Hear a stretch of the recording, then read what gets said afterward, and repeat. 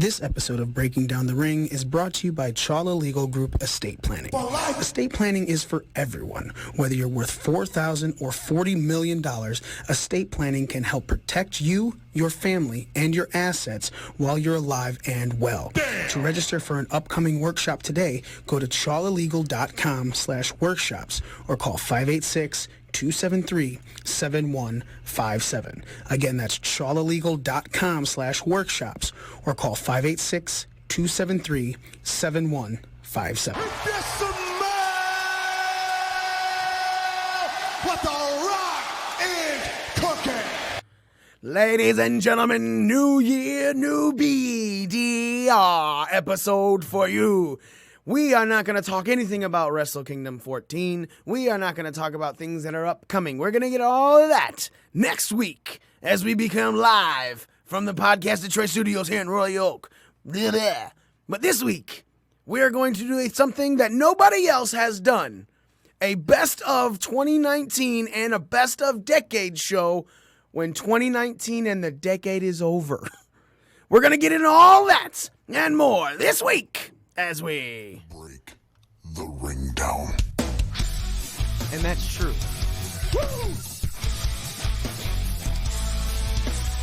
You don't know what hard times are, Daddy. The cream will rise to the top. Oh, yeah. Austin 316 says I just whipped your ass. You just made the list.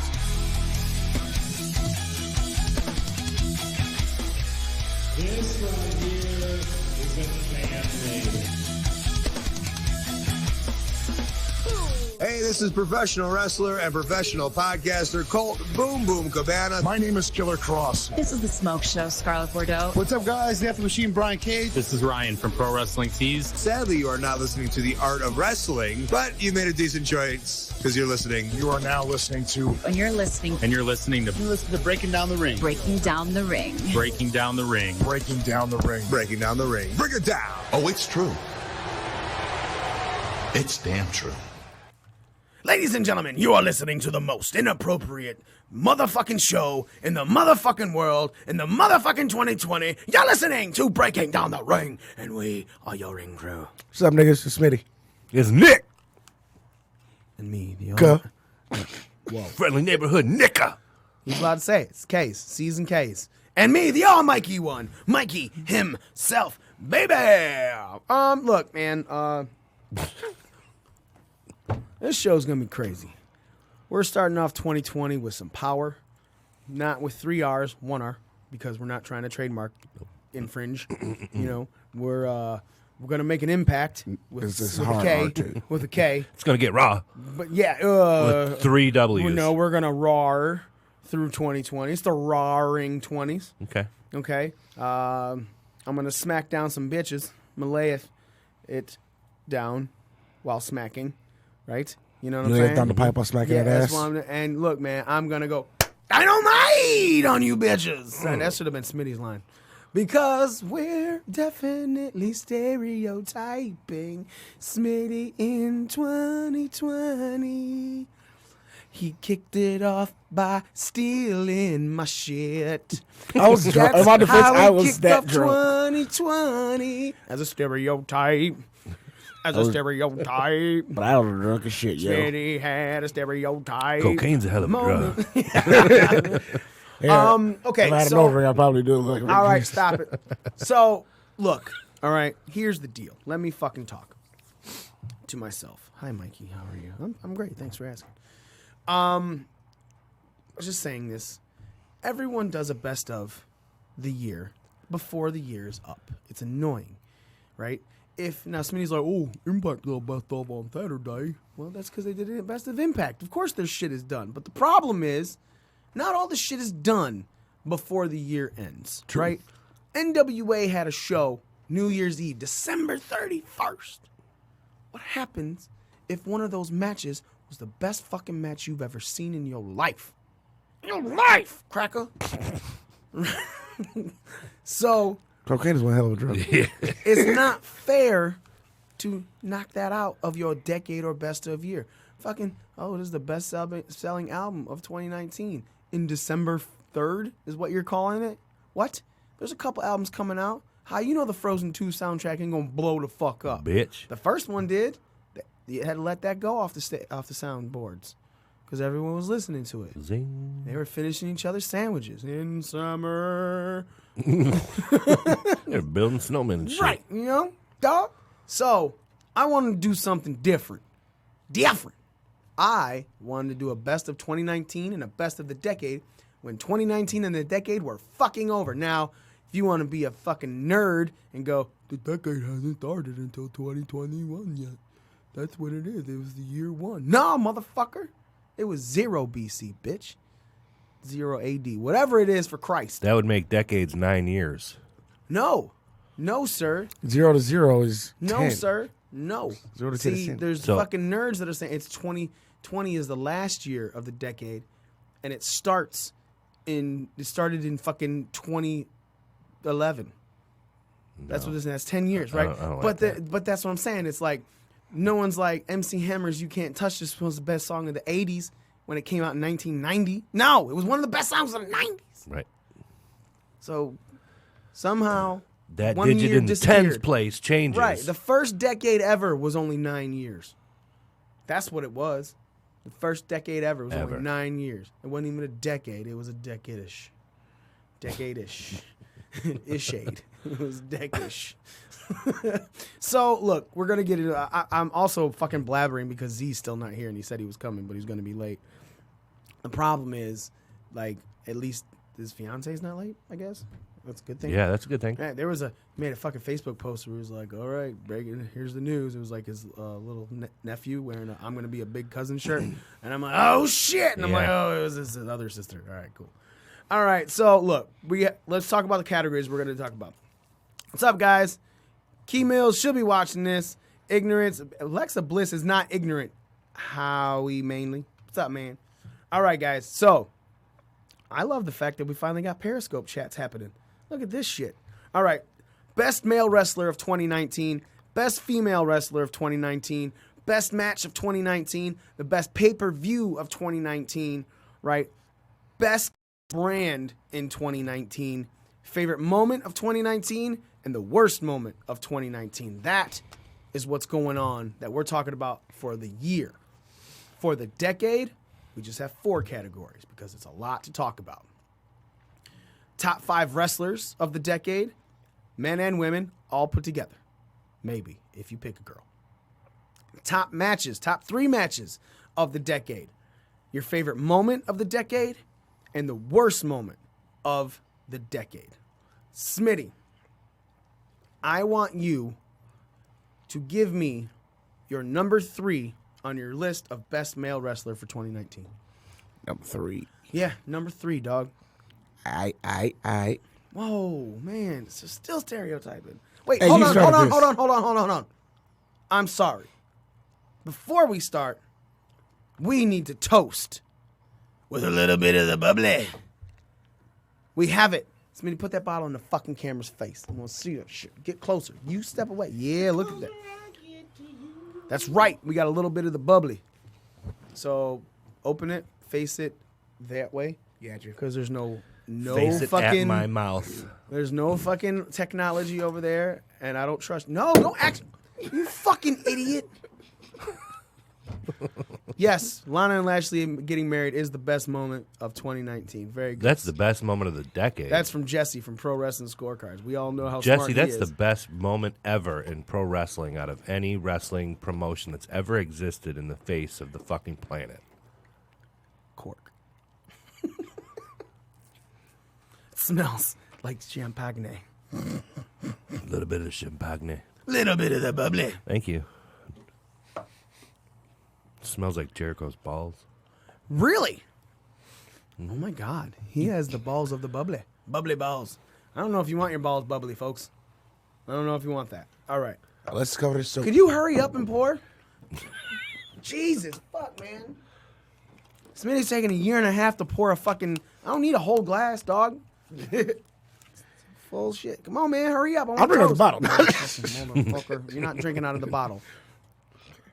Jesus Christ. Should have shook it before you popped it. Jesse says, you bet, Nick. Best moment of the year. God damn. Decade. Bam. All right. Pow. Cheers. Happy New Year, BDR. Happy New Year. Happy New Year. 2020. New Year. Same us.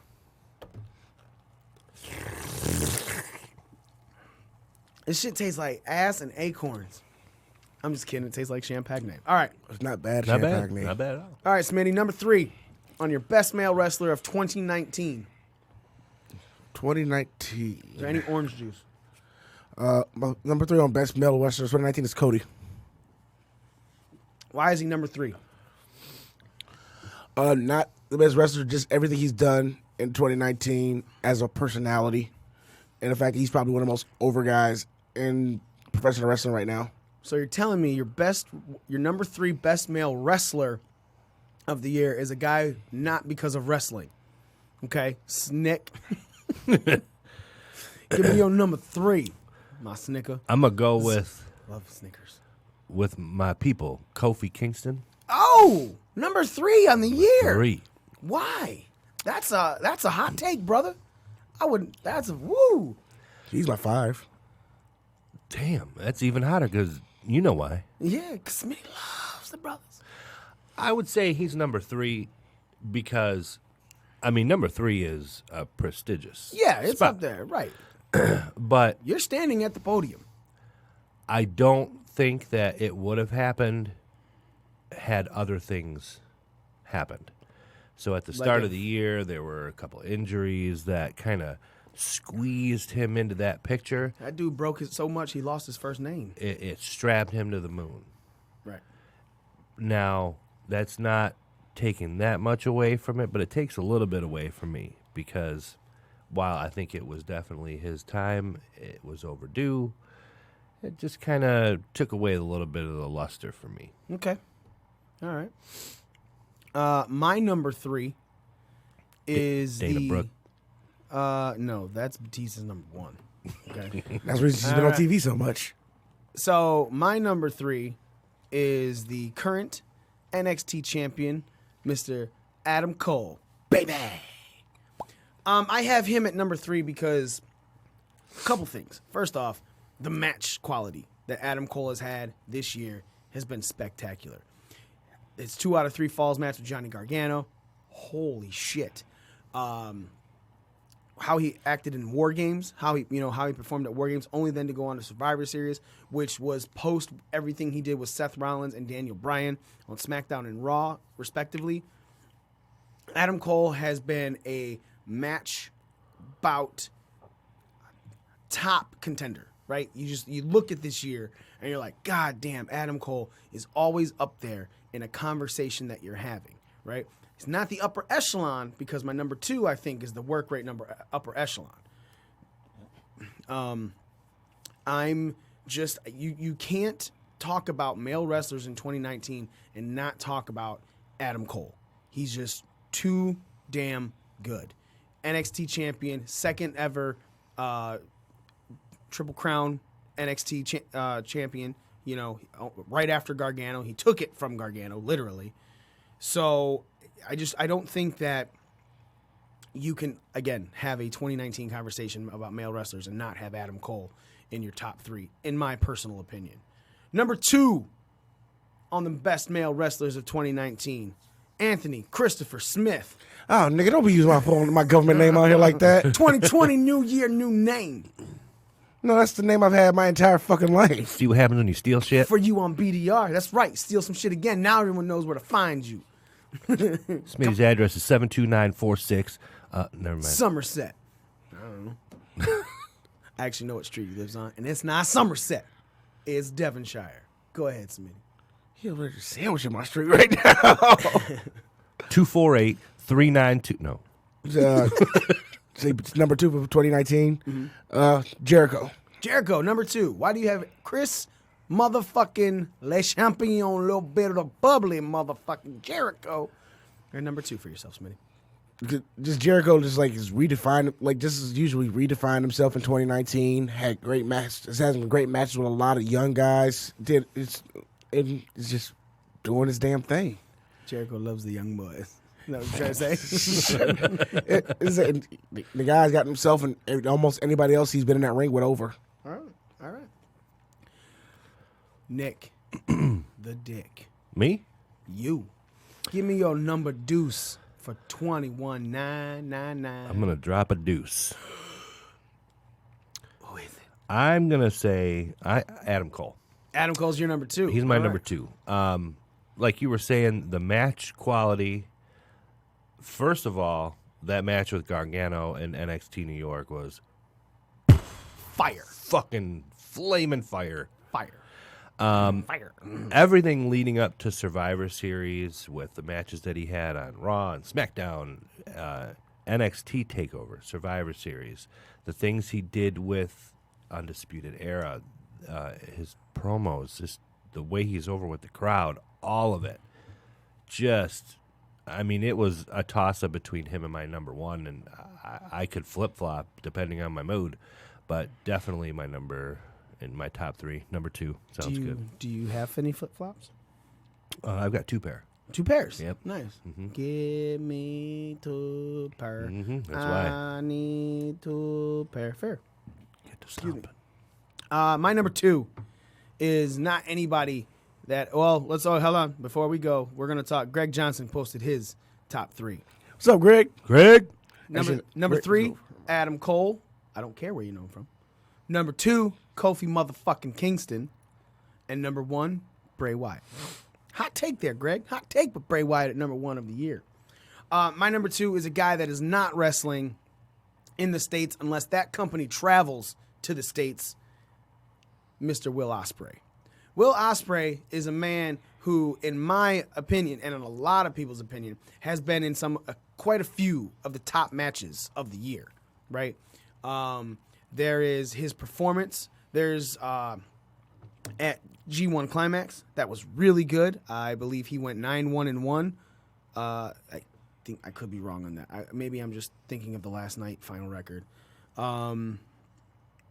He is just been great. His best of the Super Juniors. He won Best of the Super Juniors. Yep, won Best of the Super Juniors, and his match with Bandito, and that is considered one of the top matches of the year. Especially at the G1 Climax, his match with Okada is considered one of the top matches of the year as well. So when you're in 2 different matches with 2 different opponents, and these matches are considered some of the top of the year, you really have to think maybe it's the wrestler too. So Will Ospreay, in my honest opinion, worker in ring, is the best male wrestler of 2019. But the only reason he's not number 1 is because he's not, and it's kind of a spoiler, he hasn't transcended his business. He is not, he's amazing to watch. He's amazing to watch. But because he hasn't transcended the match quality in New Japan to be more of a conversation, other than his Twitter feud with Seth Rollins, but that's because a global guy put you on to something, right? He acknowledged you. So Seth Rollins kind of put Will Ospreay into a bigger light there. But again, great call because Will Ospreay deserves it. So Will Ospreay is my number 2 of the year. Again, so Greg did it on our comments. So we want to know, guys, if you're watching live, we got quite a few of y'all. We want to know your top 3 male wrestlers of 2019, who you thought was the best. Smitty, your number 1 in your male wrestler category of 2019 is? Mine actually went to Adam Cole, especially with everything he's done on the improv leading up to the Survivor Series build. Okay. And that was one of the things that kind of put, just stuff he had to do on an improv tip, pretty much. On the tip. Okay, that's a good explanation. Nick, your number 1 male wrestler of 2019. It could be a bit of a hot take for some people. Ooh. I'm going to go with Samir Singh. No. Just going to sing his praises. I'm gonna say Jericho. All right. Because to me, wrestler encompasses obviously in-ring work, but everything you're doing from your promos to what you're doing for the business to what you're doing to put other people over. I think that he's just one of the most well-rounded people of 2019. What he's done for AEW, whether you like them or not, and whether you think that they're going to succeed or not, he's definitely helped them get to a level that they're being talked about in the way they are. He hasn't put on some of the best matches, but he's put on some very good matches this year. So that's why I think it could be a hot take because, he's not along the lines of what, you guys had said, like Smitty with Adam Cole. Obviously, I think Cole's put on some better matches, but just as an overall package, Chris Jericho for 2019. All right. My number one wrestler for 2019 is a guy that not many people have heard of, but it's ridiculous how good he is. And that is Chris Jericho. I don't know if you guys have heard about this guy. This guy, Chris Jericho, is the AEW champion, right? He's With Le a G. Champion. Yep. Yeah, Le Champion. No, basically everything, same thing, Nick. Everything you said. It's spectacular what Chris Jericho has done for this business. And that's the only reason he's above Ospreay. Is not because, excuse me, jeez. Goddamn. His match quality. Because if we're just going, who's the better match quality performer? Ospreay all day. Sure. Right? And I said we just going to play a match quality. Like Michael Elgin would be one of my top three as well. Exactly. I agree, Smitty. But Chris Jericho has done for AEW what Hogan did for WCW, right? WCW, when Bischoff took it over, it was still World Championship Wrestling, right? It was all right. It was floating water pretty much. But when he got Hulk Hogan, it changed. People started paying a little bit of attention because it's Hulk Hogan. This is an iconic character, right? And then Yeah, brother. WCW went on to be one of the best promotions for a couple years. And then WWE was like, no, pee on you. And then they peed and drowned him. R-Kelly'd. Right, yeah. They R. Kelly WCW and drowned him to death. Molested and peed. death. Ooh. Yes. Then add a little beat Ted him in the Bundy. shut up. They beat him in the ratings. New Year, same fucking Smitty. Won't stop talking. You think I cut your mic, but I didn't. Chris Jericho coming out and saying he was a full-time member of AEW changed that promotion starting up. Let's be very honest. Him hitting that podium at that event, people were like, oh, shit, I know that name. And it's very well they should. Without even having a match. Because in the last fucking decade, Chris Jericho has switched himself and changed himself so much that come on, man. The Festival of Friendship is WWE stuff. And that's something Chris Jericho had to fight for because Vince wasn't there that day. Triple H was running the show. And Triple H was like, nope, you're not doing this. You're not doing this that way. And Chris is like, I'm going to call Vince because I got approval already for all this. And he had to call Vince, and Vince had to tell Mr. Levesque, because that's Triple H's real name, he had to tell him, wasn't here, damn it. That Festival of Friendship is going to be good shit. Good shit. That's Mr. Chris Jericho is amazing. You hear Fozzy? I love Fozzy. Let him do what he's doing. Waka waka. And so that is all Chris Jericho's mind. And and that's the thing. It's Chris Jericho, like you said, Nick, all the shit that he's done, but his mind is something that you can see honestly out there in the open in AEW. Him as the champion is the smartest fucking call they could have made. Because when they went to live television, people were like, I know that guy who's holding the belt. Mm-hmm. I love Hangman Page. I'm not trying to shit on Hangman Page. Kind of. Because that motherfucker still hasn't watched Shawshank Redemption. Still. It's 2020. You bastard. And that bitch hasn't watched Shawshank Redemption. So I commented on his post on Twitter, and I said, and you wonder why you weren't chosen as champion. Think we found it? That's why you're not champion. You're not Shawshank, man. Hang, man. Yo, cowboy shit? It ain't Prison Break shit. Spoilers. But, again, Chris Jericho, the name, what he's done. Like Smitty said, he is a guy that is putting so many people over. You know what I'm saying? Look, Chris Jericho should be around your number one in any category for the best male wrestler of 2019. And if he's not, you're honestly doing yourself a disservice. Honestly, because you need to pay attention to this dude. I can't wait to see what he does in 2020. I honestly can't. Because I think, he's already done stuff. Wrestle Kingdom 14. He won the match at Wrestle Kingdom 14 over Tanahashi. Did I say that right? Yeah. Yes, it was Tanahashi. And then he made a post, put up on Twitter. The forbidden door has been slammed shut because there's the talk. Independent, they're going to work with AEW, but they got to work with ROH, blah, blah, blah, blah.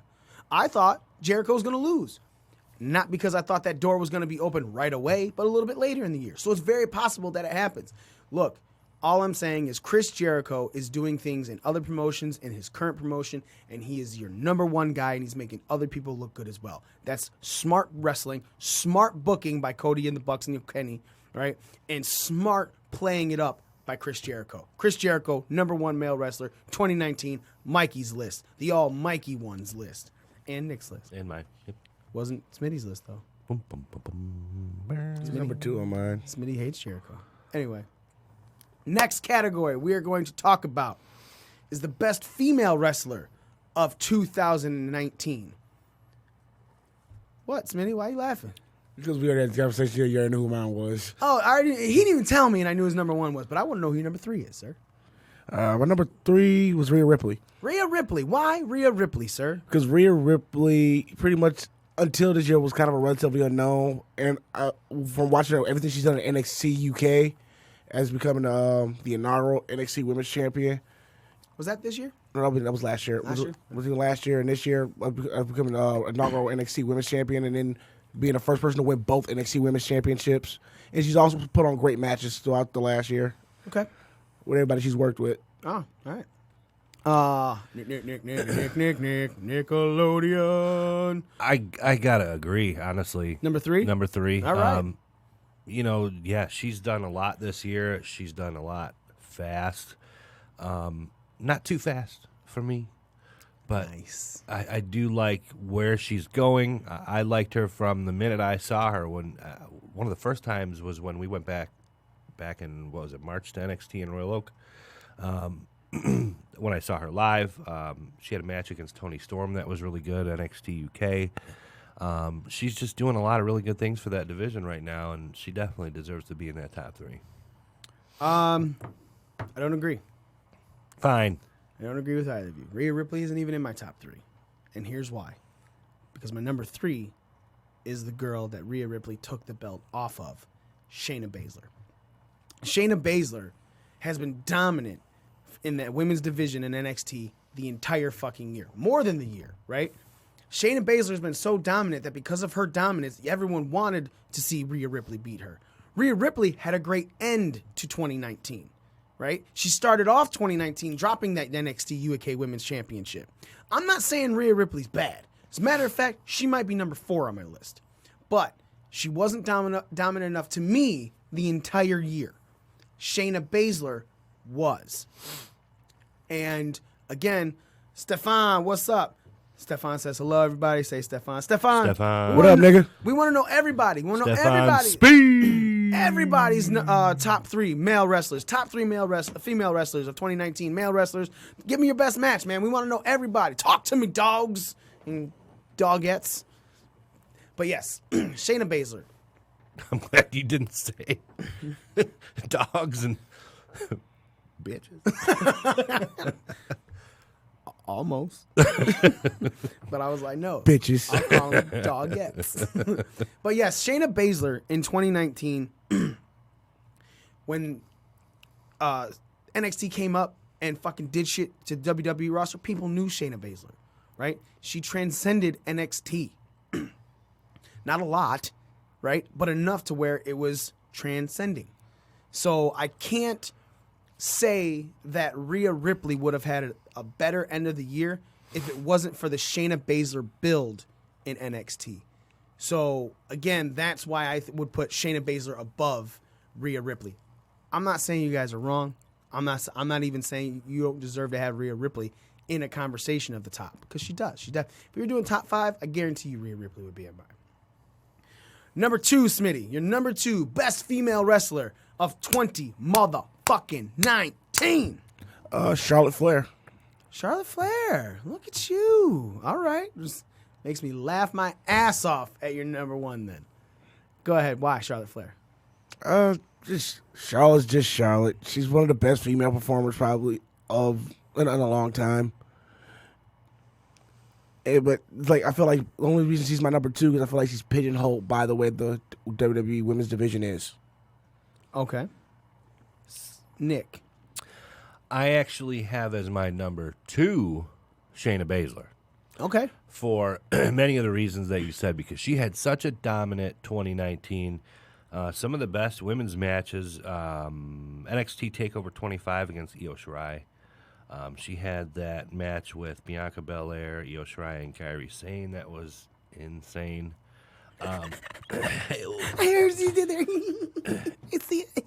And I don't think necessarily taking a loss, it doesn't knock you down a peg. It does something for Rhea Ripley. So she went out of 2019 with a bang, essentially. Mm-hmm. So, with that being said, number 2, Shayna motherfucking Baszler. Nice.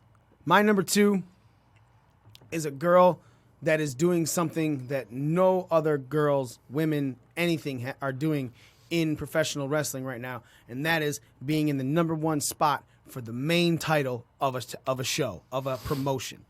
Tessa fucking Blanchard. That's why you laughed. Number 2 for me. That's not why I laughed. I'll tell you why I laughed in a minute. Or my number 1. Number 2 for me because, again, what she's about to do, the reason she's number 2 and not number 1 is because if she does win this at Hard to Kill this coming Saturday, if I'm not mistaken, in Impact, if she becomes that first woman to win Impact's top belt, that transcends the business. That is something that nobody's doing. Not a single person is doing. However, she hasn't done it yet. That being said, the talk of it is starting to start rumblings. When it happens, it'll totally change things. But right now, Tessa Blanchard, 1, work rate spectacular. You watch any fucking match Tessa Blanchard has, and you can go, man, that's a really fucking good match. Gail Kim at Rebellion. Look, all I'm saying is you need to fucking pay attention to Tessa Blanchard. If there's any reason to start watching Impact Wrestling right fucking now, it's Tessa Blanchard. There's a bunch of other things going on. Rich Swann is having an amazing career in Impact Wrestling right now. Sami Callihan is running shit as the Impact World Champion right now. One of the best heels in the business.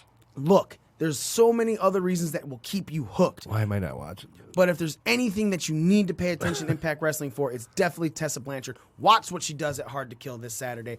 Even if she loses, it's a fucking feat that nobody is doing. There's no woman in any promotion anywhere fighting for the number 1 belt. This will also be the second time that her and Sami Callihan have main event at a pay-per-view together. Biggity bam, baby. Tessa Blanchard, my number 2 female wrestler of 2019. Smitty, who's your number 1 female wrestler of 2019? Tessa. Tessa's, she's out here breaking those glass. She's shattering those proverbial glass ceilings. And if she wins on Saturday, like you just said, it's the best way to say it, it's a game changer for the business in general. She wouldn't be the first woman to vie for a top championship because Sexy Star did it. Lucha Underground actually won, but Lucha Underground was we found out was just a shit show and a half afterwards. Right.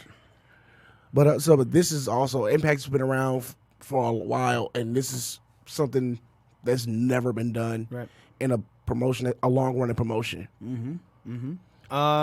Nick, your number 1 female wrestler. Well, not as exciting as Tessa Blanchard, only because, and I probably would have given her an honorable mention only because I'm not as familiar with her as you guys. But based on everything you hear, which is factual evidence that she should definitely be on many people's lists, number 1. However, I'm going to go with, I'm sorry, just from what I'm familiar with, I got to go with Becky Lynch. Okay. What she's helped do for that women's division over the last year in WWE specifically, as I guess at this point you could call her a female version of Stone Cold, not to his level, but just as a character that She doesn't take any shit from anybody, whether you're a face or a heel. She has improved her mic skills tremendously for me. I'm not saying she's a heel, but just her whole attitude and demeanor, the way it changed over the last year or so, has helped improve those mic skills. She's good in the ring. I don't think she's great, but again, it's a whole total package for me. So I had to go with Becky Lynch, number one. And I'm in the same exact place that you are. Number one, Becky Lynch, the man. The reason, again, just like you said, she's transcending the business right now. One of the first 3 women to ever main event WrestleMania. The woman who won, the man who won WrestleMania's main event for the first time. No matter how she did it, she did it. She won. You don't have to talk about the ending, but that match itself was good. It was a really good match, but it was also history making. Something that did transcend the business. There's that every word business. again. That's what I'm saying, and that's what it is. Jericho did that with AEW, for AEW. Becky Lynch is doing that again with WWE. There's a reason Becky Lynch is all fucking over the place, right? She is The first female face of the company. She is deservedly where she is because of her mic skills, because of how she talks, because of the match quality. Is she better than Tessa Blanchard in the match quality? Nope, not to me. I'm sorry, she's not. But Jericho isn't better than Will Ospreay in the match quality, in my opinion, either. The bottom line is, though, Becky Lynch is doing stuff that no one else is doing, and that is getting people talking. You can shit talk all you want about some of WWE stuff. Becky Lynch, I believe, is still the only title holder from WrestleMania to still have their belt. I don't. One of them. Who's the other? I said they have one of them. She was Becky. Doesn't matter. She won a belt at It was a WrestleMania joke. and still has. She may have lost the SmackDown Women's Championship, but that Raw Championship she took at WrestleMania and still has it. Becky Lynch is just really good, and really well-rounded, and making everybody talk. Problem is, there's Becky Glitch. She's the face of WWE 2K 2020. Right? Becky Glitch. So there's also that. You got your negatives, but it's all stupid stuff outside of it. Think about it. Every time that we've watched a pay-per-view, right, that tag match is bad. But I don't think that's on her. I really don't. We all talked about it. That TLC match, it seemed like it went forever because it seemed like there was a lot of things that had to be put in on the fly when Kairi Sane kind of died, right? So it's not all her fault. I don't think it's any of those 4 women's fault. It's something happened, threw it all off, and they're like, shit, damn it.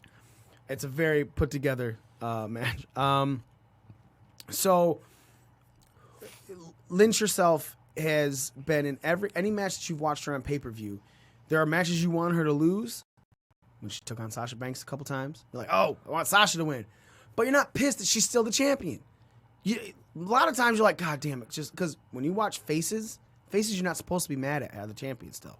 You might want them to lose sometimes because you're getting kind of sour on them. But Becky Lynch, you're like, oh, but then you're all right with it. And this leading up feud with Asuka at Royal Rumble, are you kidding me? Mm-hmm. Becky Lynch versus Asuka? Yeah. You mean to tell me that's what 2019 brought me into 2020? Thank you. Right. God damn, I can't wait for the Royal Rumble because of that. January 26th, we see it at B-Dubs with us at our big party. Pow. Pow. So, again, 3, 2, and 1, Smitty, for you for the female wrestler. Did I already give you that? No, yeah, I just want you to recite it. So your number 3 is? Rhea. Number 2? Charlotte. Tessa. Nick. Rhea, Shayna B, and Becky Glitch. And Shayna Baszler is my number 3, Tessa Blanchard number 2, and Becky Lynch is number 1. The reason I was laughing, Smitty, is because you don't have Becky on this list, and I don't understand why. She is, but obviously, I'm just, when it comes to me and female wrestling, I feel like the women are pigeonholed by just still being looked at as women. They're not looked at in the same light as some of the men are. I gotta say you're wrong there, man, because of what Becky's doing outside of it. Like you just said it. She's the first female face of the company. You're right there. You're no longer pigeonholed into under the men because you're above every man in that fucking company. So I feel like you're fighting your own argument. I watched stuff like the stuff in Mexico, and I watched Impact where they have women actually out there fighting on par with the guys. Okay. And I think that's what I mean by I said they're pigeonholed. Because she's not fighting men?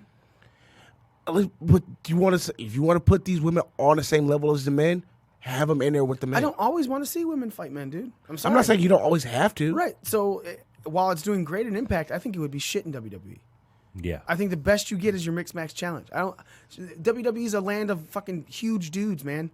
You start getting a woman in like Sami Callihan's 5'8", dude. 5'8". He's a beefcake, but he's 5'8". You tell me you want to see Becky Lynch fight Brock Lesnar? You want to see Becky Lynch fight Braun Strowman? Roman Reigns? Like, she gonna die. Kyrie Sane and Baron now, Corbin. granted, you put Ronda Rousey there, maybe with Yeah. Roman, maybe. I'm not even Brock or Braun. Sorry, Ronda Rousey will definitely take on more of the dudes than any other woman in WWE. Period. But your top dudes, your big dudes, I can see Becky versus Bray. Becky versus Bray, I'd like to watch, right? But any other match, man, with those top guys, she's gonna die. Yeah, there's a couple. There's a couple female wrestlers that could go toe to toe. But yeah, with some of these bigger dudes like that, I think Impact's a great promotion for the intergender because again, there's some people that don't want to see intergender at all. They hate it. They think it makes everything look fake. And I'm just like, the minute I think a woman can't beat my ass in the MMAs, sorry, the minute a regular, I think Serena Williams could kick my ass. Mm-hmm. Right? I just She's wanna not a tap that fighter. ass. She's a tennis player. She's a fucking tennis player. And I'm like, Serena Williams kicked my ass. I know that as a man. So I know that women can beat men. Impact is a great promotion for it. I even think NWA is a good promotion for it. Some of the guys they have in there, I'm not saying Nick Aldis, because I think Nick Aldis is kind of a bigger beefcake, you know. But I wouldn't mind seeing Allison Kay take on fucking Aaron Stevens. I wouldn't mind seeing Allison Kay, you know, take on a couple of the other people in NWA. Or Thunder Rosa versus someone like Ricky Starks. Right. She's an MMA fighter as well. You know, there's certain women that can do it, and I honestly feel that Impact is a great thing for intergender. I think WWE is horrible for intergender, at least if on the top level. And so that's why I think that your argument kind of holds no water, and that's fine. I understand your opinion. I'm not even saying you're wrong here, Smitty. Normally, I just say you're wrong. I understand your opinion. I just don't think it holds water because of the difference in companies and what they have built as big guys, top stars. Top people. Honestly, I would like to see Jordan Grace versus Brian Cage. Dude, I think Jordan Grace is an amazing wrestler. I think she's amazing on Impact, and yes, I agree. I would love to see her take on a couple of the dudes. All right, let's move on to the best match of 2019. 3 matches. Number 3, Smitty, give it to me, baby. I actually had Jay White versus Kota Ibushi in a G1 Climax final. Who? Jay White versus Kota Ibushi in a G1 Climax final. Okay, why do you feel this is your number 3? Because just the match quality in general, and just Kota Ibushi usually is really flashy, and he just had a straight wrestling match with Jay White. And Jay White I think is one of the most underrated heels in professional wrestling right now. Okay. And then Jay White's a phenomenal in-ring hand. I thought you were done talking. And those two guys. Didn't sound like he was done. And I feel like it was a match that was worthy of the G1 final. Okay. Nick. Kofi and Daniel Bryan at WrestleMania. So good. Yeah. Great storyline, great build. I'm not going to lie. I knew that they wouldn't take it away from him, but there was a second that WWE had me sitting on the edge of my seat thinking it was possible that they could take that match away from Kofi leading up. Daniel Bryan is great in the ring. Kofi's great in the ring. It just was a great story and a great moment for WWE and a great moment for that community. You know what I mean? Right. You see that community. I'm just saying, like WWE has been one to not give, the Black Stars that chance for me. Okay. From time to time. And to put him on that stage, that was a great moment. Okay. And when you see the look on Xavier Woods' face, I mean, he was crying when they were. That was. Motherfucker, I cried. That's a really great moment. It was hard to even put that at 3. But I agree. I'll be very honest. I don't think that we're gonna have a single wrong answer for the best match because the best match is something that is 100% pure opinion based. You can't You can't say that this matters more than this match or this match is better than that because there's a lot of emotion involved in these matches, right? I'll be very honest. I don't think it is, but I would not look at Smitty and go, "You're an idiot" if he put that match at his number one, right? Because I also agree that it's way different for us as cracker-ass crackers versus the African American community, right?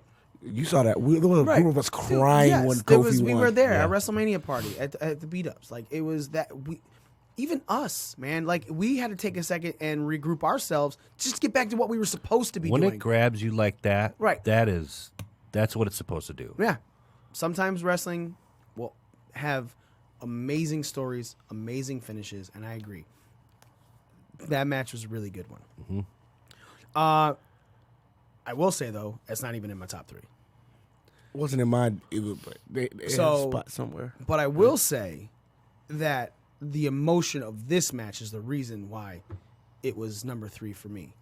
And at Double or Nothing, Cody and Dustin, that match, watching it live, I was there live, rewatching it again on pay-per-view,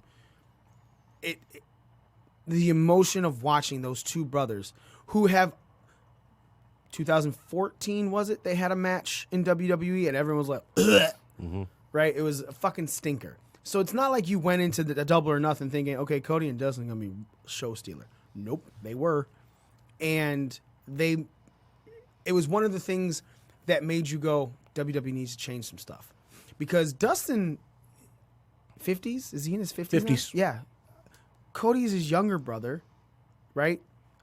Upper 30s, lower 40s. I don't know exactly. I think it's like mid 30s.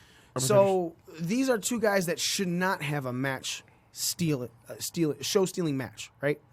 But they did, because there were things in this match that were amazing. A Canadian Destroyer, the blood, and all this stuff. Dust's still busting that one out. Right. It's The bottom line is that one guy. Let's be two guys, because I would never in my life think Cody Rhodes is going to have a show-stealing match.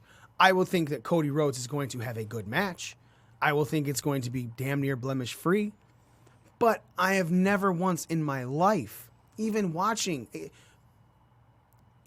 his stuff post-WWE, where he did have more freedom, have gone, God damn, Cody Rhodes, match of the fucking best male wrestler of the year, right? No, I haven't, me personally. Smitty has him on his list of top 3 male wrestlers in 2019 because of the things he's done outside of the ring, So, but this match, watching it, everybody who watched it, you sit there and especially at the end, that promo at the end. So that's why it's my number 3 match. Cody and Dustin, Double or Nothing. Smitty, you're number 2. Johnny Gargano versus Adam Cole, 2 out of 3 falls. NXT TakeOver New York. Why? It's like what you just said with Cody. Like, it was one of those pretty much almost blemish-free matches, and it went over an hour. And it was one of those matches that emotionally invested you. All right. Nick. My number 2 was Cody and Dustin. I didn't see that match in 2014 that you had mentioned. Not many people did. I think it was a SummerSlam match. It was a SummerSlam pre-show or right at the beginning. Yeah, it was not. It wasn't good. And to be honest, I wasn't really all that overly excited to see it at Double or Nothing. I just like, okay, cool. That's a good match. Are you saying you were more all out than all in? You could say that. Yeah. See what you did there.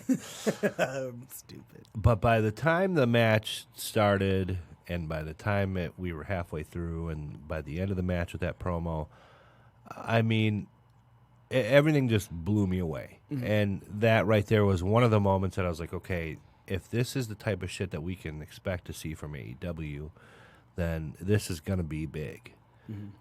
So at that time, yeah, definitely that was the match of the night. That's one of the matches of the year. My number 2 is exactly what Smitty has as number 2. Cole versus Gargano, 2 out of 3 falls, TakeOver New York. Same thing Smitty said. I really can't go into any further of it other than just it was a classic finish to a great feud. And definitely deserving of the ending, and what has transpired since was a great call by Triple H in NXT for NXT. So I won't even go any further into that because I think Smitty encapsulated that perfectly.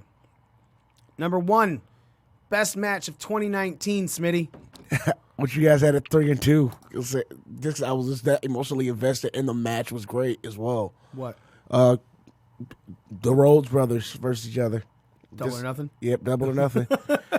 When you suggested this, like I was like trying my best to think of something that was the first thing that came to my head when it came to 2019, the best match, and I kept roaming through. I went through websites and I'll start looking up matches like, oh, I remember that was good, but nothing's captured me as much as this match did, especially the end promo and the finish and like the build of it. Like Dustin's like, this is my last ride, this is my last, the story. It was just almost perfect.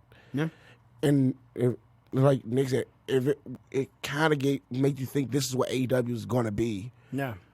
Even I kind of agree that isn't like AEW is coming up. Like I think Double or Nothing set the bar too high for AEW at times. Yeah, I agree with that 100%. All right, Nick, your number 1 match of 2019. My number 1 match is what you guys had at number 2, Cole Gargano.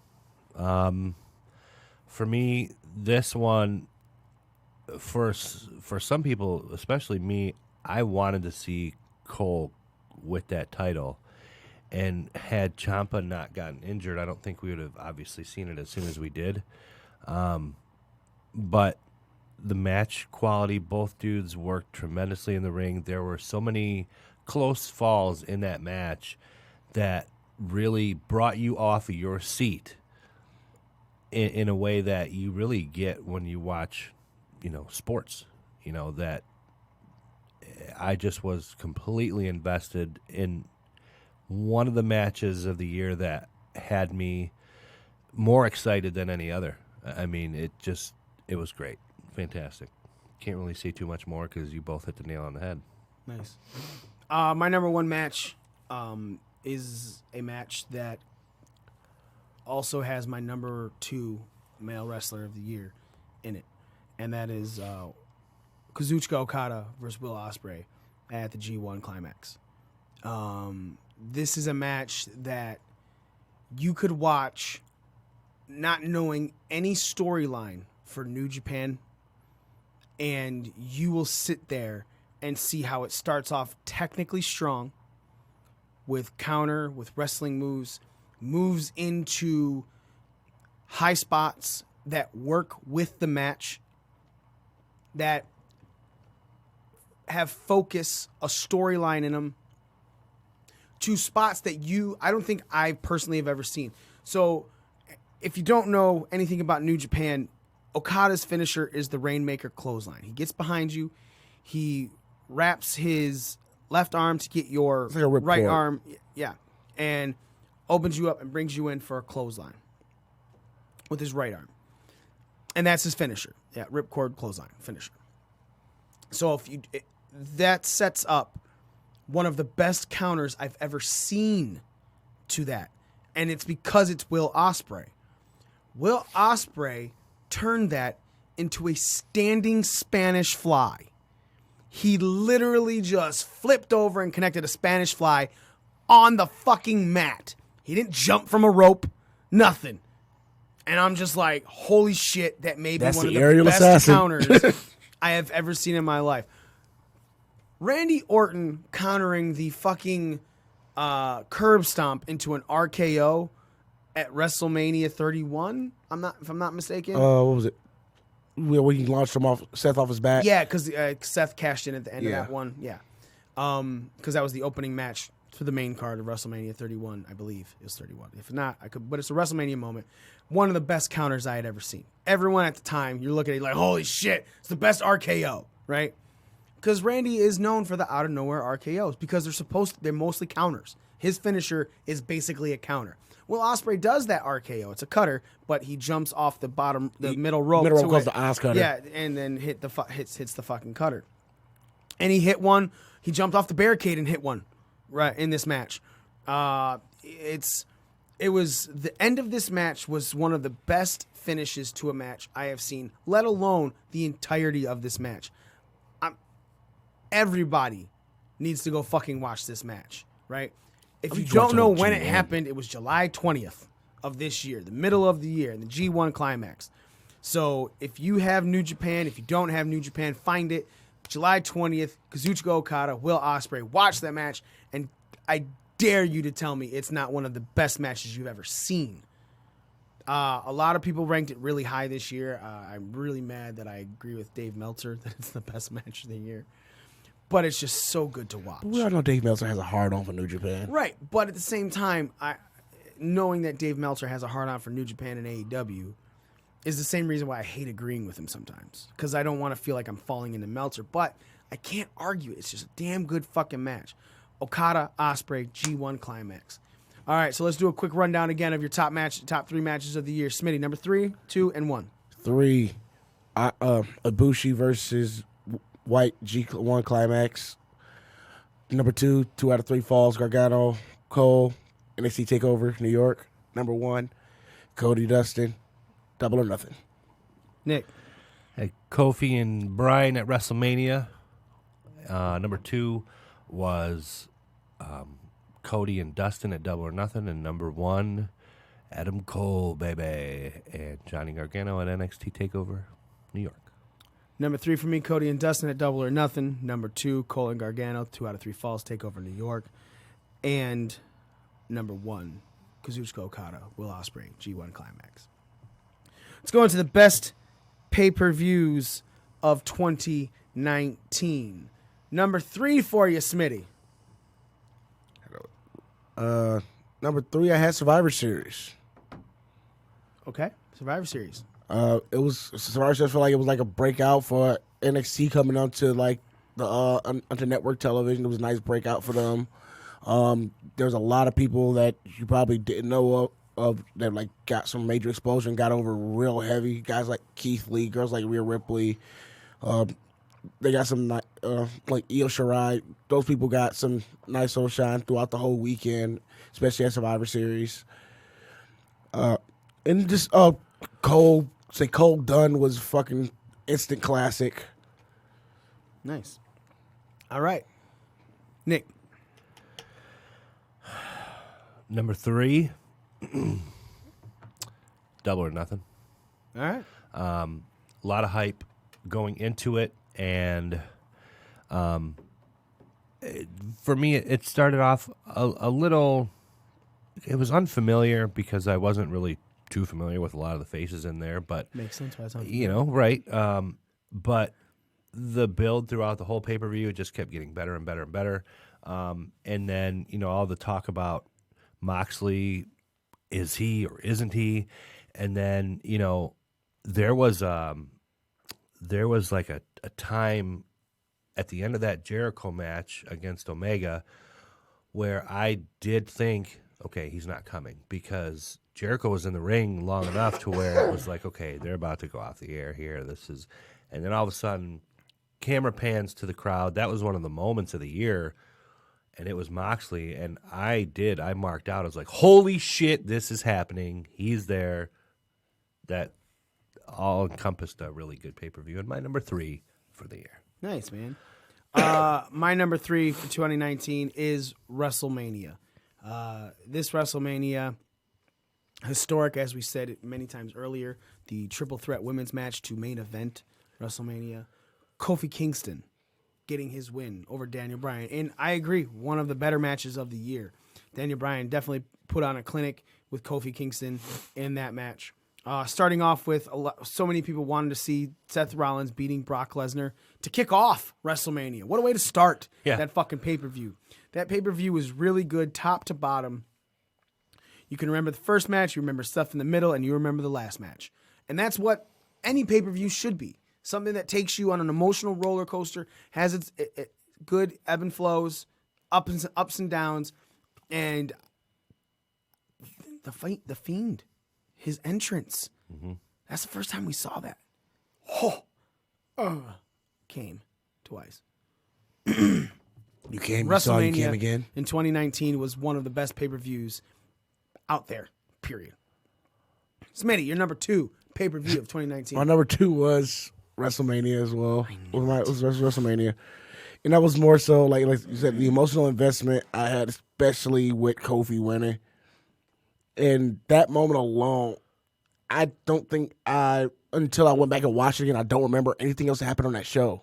Until I had to go back, until I went back and watched it. And when it comes to professional wrestling, if you can capture me emotionally that much out of all the wrestling I've watched over the years, and if you're just gonna make a moment to capture me and keep me invest me that much into your product, that's special. Mm-hmm. You special, and and that's why WrestleMania, like you had the one moment, but then I go back and watch it, like, oh, that was still good, that was still good. Mm-hmm. But that one moment, that one WrestleMania moment, you have, and then even the main event, like I liked the main event, and it was good. Mm-hmm. The botch finish, we could beat that dead horse as many times as we want to, but overall was good. You're number 2, Nick. I do have to agree with both of you. WrestleMania. Well, that was number 3 for me. Oh, sorry. But yeah, WrestleMania for me, number 2. Like you were saying, start to finish, kicking off with a bang with Seth Rollins. Halfway through, you got Kofi winning the championship, and it just, not only because it's WrestleMania, but it really was something that, last few WrestleManias were they fell a little short for me, just a little. Yeah. This one definitely was one of the better ones we've seen in a long time, so I definitely got my number 2. All right. My number 2 is a pay-per-view that it came out of nowhere. Like, you weren't expecting anything to be this good from this company, but it has, and it's NWA's Into the Fire.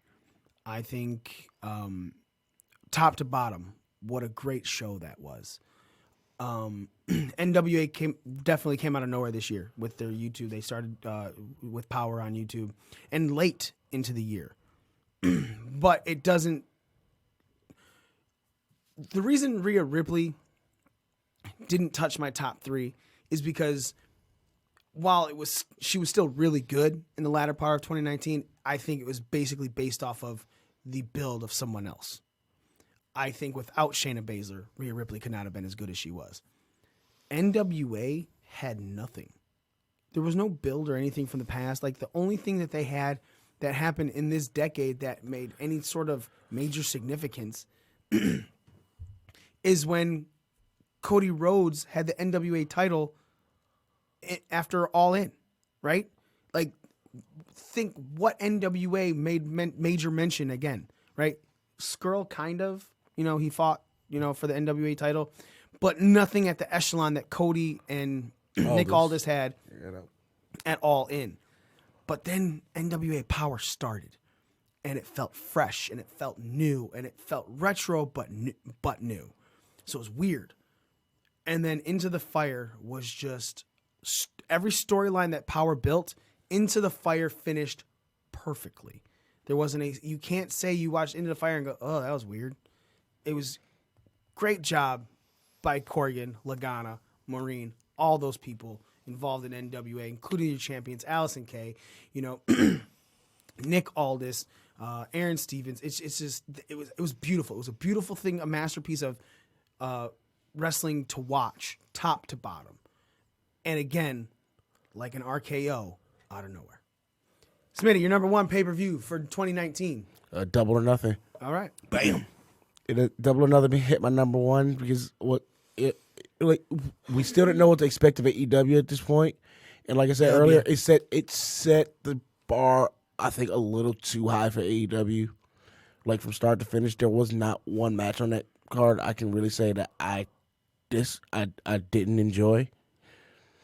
Like I said, like the Cody, we once again we beat the dead horse of Cody versus Dustin tag match with the Lucha Brothers and the Bucks, and Omega Jericho for the title, the appearance of Moxley. There was so many great moments and so many great matches that went on throughout that whole show. So, yeah, Nick, number 1. I have to agree with what you had at number 2 with Into the Fire. And it wasn't at first, but then I went back and watched it again. And it was still great, don't get me wrong. But after watching it again, and yeah, when you really think about what NWA did this year in such a short amount of time, what they start like in September, early September, and the build that they had with the different matches. And like you said, they put a stamp and closed the door on those storylines in a perfect way. Everything in a grand scheme of things, like a total package, again, that they're doing and put into that pay-per-view was spot on. All the way down to the price. You had a chance to get it for $20, and if you missed it, it was only $25. That's the price you paid back in the day for pay-per-views, were $25 when you had 4 of them a year. And that, to me, again, as a whole, even the ending at the end with the surprise with Skrull coming out, I mean, it was great. I agree. You're right. But my number 1 is actually Smitty's number 3. And that's WWE Survivor Series. Because what that, to me, signified was a true change in WWE. I understand that it may have been, hey, we got to get more eyes on NXT on Wednesday, so they beat AEW. Vince is a man that is best when his back's in the corner, right? And he can come up with some of the best stuff. You can argue that Vince is his own worst enemy, but he's also his best fucking friend. Because if he has to sit there and he goes, I have to do this, I have to do this, I have to do this, I can't lose, I don't want to lose, I don't want to be the bad guy. Regardless, Vince you can say Vince loves playing, Vince is the best heel in the business ever, right? You can make one of those arguments. But at the same time, Vince wants to win. And Vince will put anything over that he knows he needs to put over for fan service. And I'm sorry. Survivor Series was WWE fan service. And well put together fan service. Like you said, Smitty, Cole and Dunn, instant fucking classic, even after War Games, right? Great fucking match to watch. Rhea Ripley, Keith Lee, these are people that looked strong, but also put over by the other people. Seth Rollins is one of your top guys. Definitely your top guy on Raw. Keith Lee pinned him. Roman Reigns may have beat Keith Lee, but God, Keith Lee looked amazing against Roman Reigns. Yeah. That fucking spirit bomb he hit Roman Reigns with was beautiful. Yeah. It is beautiful. What Survivor Series did is it made you think WWE may be turning the corner, and then TLC happened. But still, at Survivor Series, at the end of it, you were really fucking happy. You sat in your chair and you just sat back. The reason it's number 1 for me personally is because while we have events that we do for the Big Four, we don't really get to watch much of these shows. We keep an eye on it, obviously, because we have to know and stuff. But I was excited to sit down and rewatch this. And then even rewatching it still had all of the emotion of all the things I was feeling while I was partially watching it. I haven't done that with any other pay-per-view, right? At all this year. That's like I said for Mania. My rewatch has never been as good as my original watch. And this one was. And I've seen Into the Fire a couple times, and it's still good, but never once encapsulated what I have felt when I first watched it. It's still up there. I'm not saying I'm not trying to say it sucked at all at any point, because I watched it. I'm like, man, it's still really good, really good. Just like you said, Nick. Same with you said, Smitty, about WrestleMania. Survivor Series for me, the second watch again, and the third watch, because I've gone back and watched it again. I've just been, man, I am so happy WWE gave us this year. Because without that, I would have a lot of doubt. I mean, if you're looking at Raw and SmackDown, you have a lot of doubt about WWE. Mm-hmm. But Survivor Series, what they do and these big pay-per-views gives me a lot of hope for 2020 in WWE. Because I don't think any of us are going to think WWE is a top 3 in our next category. But sure as shit could be if they keep doing what they did with Survivor Series and some of Mania. There's a reason WWE is some of our top pay-per-views this year, man. It's not like they suck overall. They're really fucking good when they have to be. And I hope in 2020, Vince feels he has to be good, because we can have some of the best WWE product we have had since the Ruthless Aggression era, the Attitude era, and the Golden Age of WWE, whatever it was. I almost put Bound for Glory on this list. Smitty, too.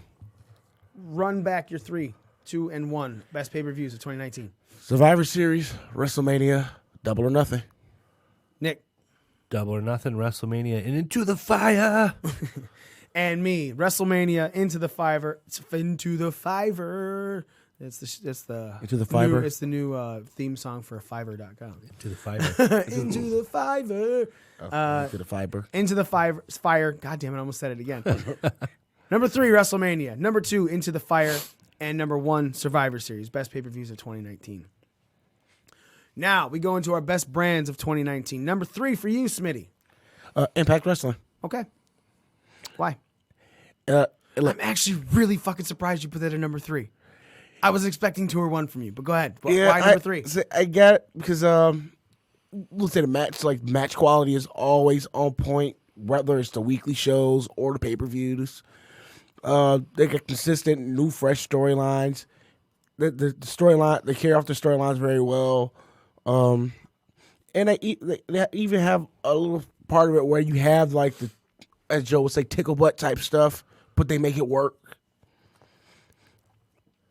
Okay. Tickle. Is that the end of it? And also think they have one of the best. You end so badly. And they also have I think they have one of the best heel factions in and probably the best heel in professional wrestling. In Sami Callihan and OVE. Okay. Now I'm done.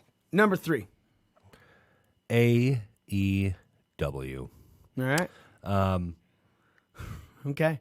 There was a lot to like we had said a couple times already. They set the bar high with Double or Nothing. There was a lot of hype going into that pay-per-view for quite some time. And there were a few low moments. We weren't really too thrilled with Fight for the Fallen or Fyter Fest. All Out was really good. And Full Gear was really good. And, some of their most of their TV spots since they started in early October were really good. So I'm hoping for more out of them. That's why I definitely can't put them as 2 or 1 because there was only a handful of great moments. But yeah, number 3 for sure. All right. A-Dub. Number 3 for me is the same as Smitty's, Impact Wrestling. I think Impact Wrestling as an overall show is spectacular. It's something that when you pay attention to overall is you just sit back and you're enjoying it. And you can't really have many bad things to say about it. And from the stars that are getting over, from the stars that are already there, that have been over in other companies, it's a great meld of everything. So that's why it's also my number 3. Smitty, you're number 2. NXT. Jesus Christ, we're gonna have the same fucking list. Probably. Why? You think we had the same list? NXT 2019, like I said, Survivor Series seems like the climax of a coming out party for NXT. Yeah, I read it to the gay joke there. God damn, Smitty loves a good climax from coming out. Oh, god damn, Cracker. Woo! I just realized I ran right into that one. New Year, same Smith. So we had in the words of Mikey, you gay dog. You gay dog. Gay.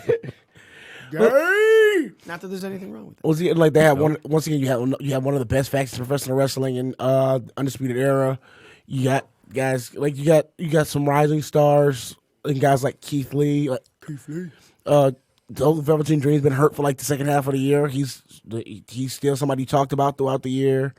You got another company that's finally putting over the Joshi. Like you got Io Shirai, Kairi Sane had a good run there. Shayna Baszler.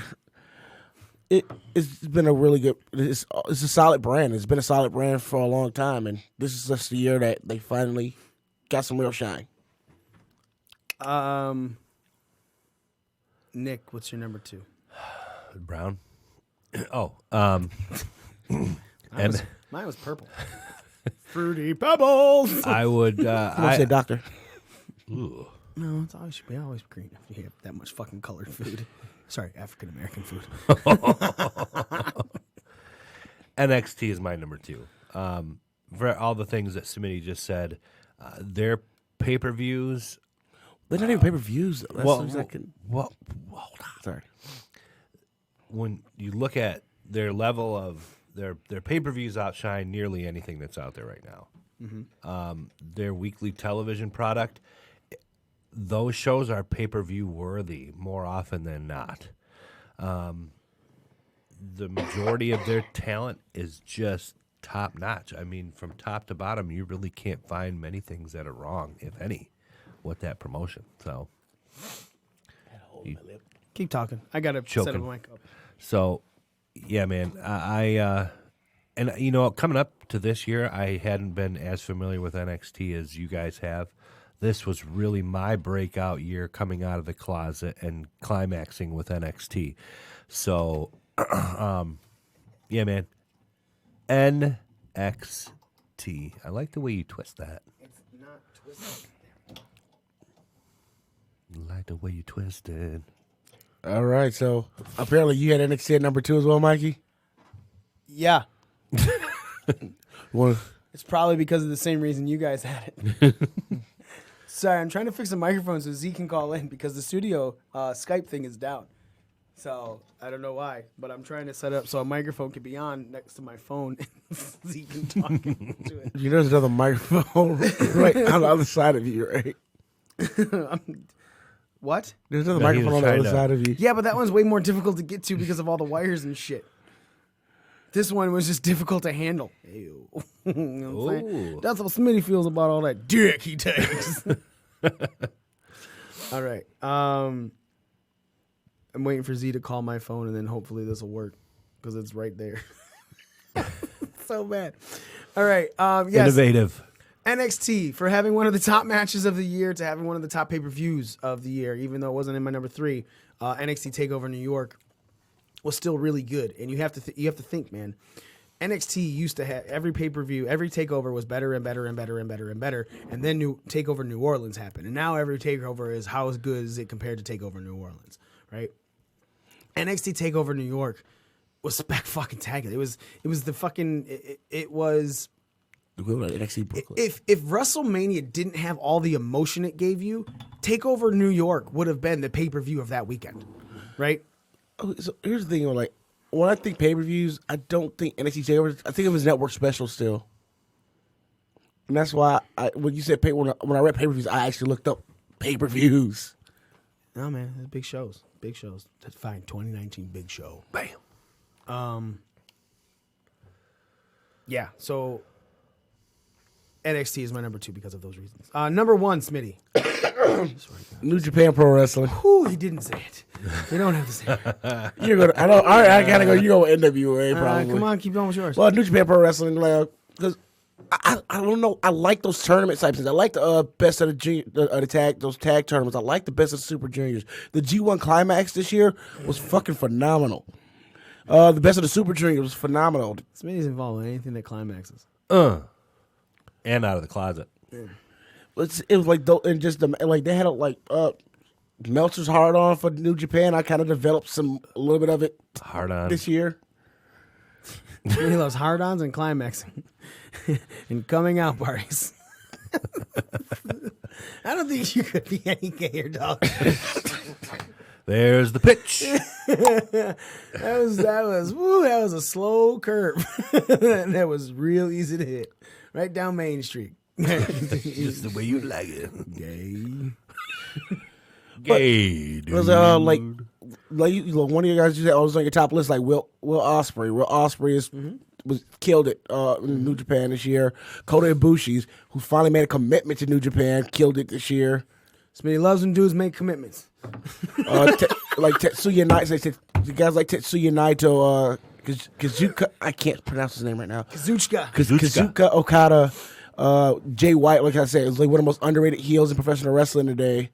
Like the Tongas and the Bullet Club, the Guerrillas of Destiny, like stuff like that. Yeah, man. All right. Are you done? Did you end that one? Sometimes you don't know when you end.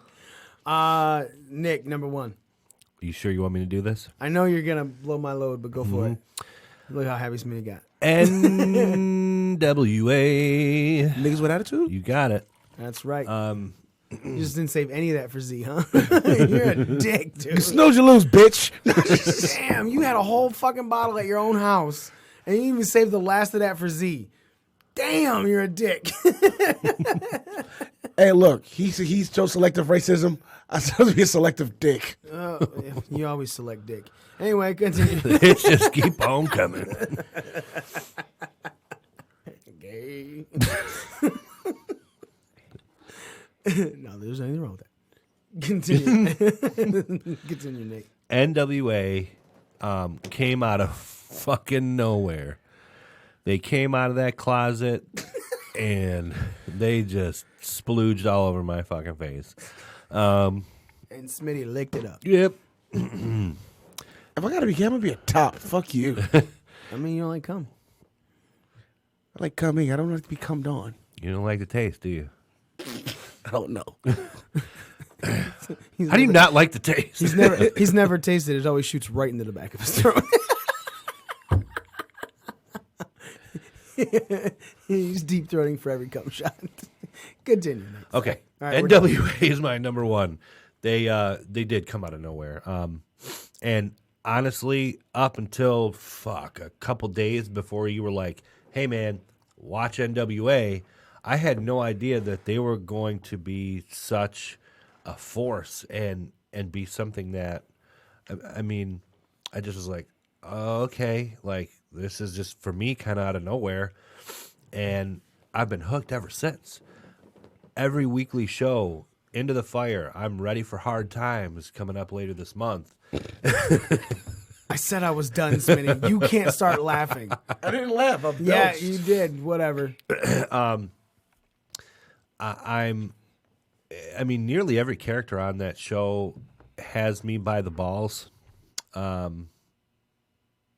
It just, I can't really say enough about it. I'm very impressed with their champion, Nick Aldis. I wasn't too familiar with him literally at all up until 4 months ago. Mr. Mickey James? And what? Yeah, that's her husband. Really? Yeah. Oh, shit. Okay. Yeah. He's not really with Camille. No. Yeah. No, Camille's really with the guy from, what's his? But I really like his character as a heel, but he's like a heel with a heart, you know, if there ever was one. Adorable.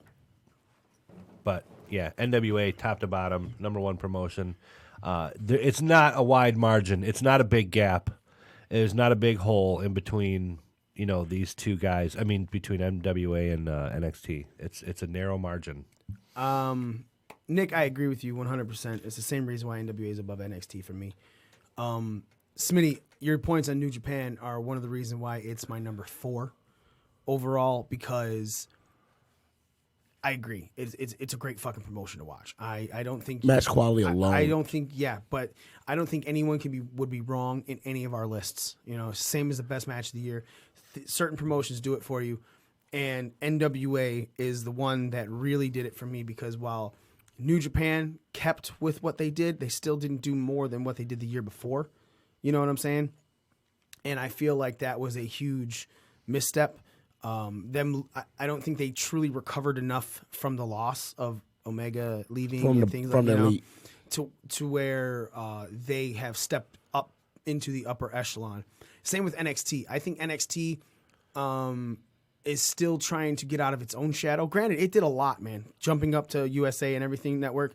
I think it's not like they're bad. It's great fucking overall, you know?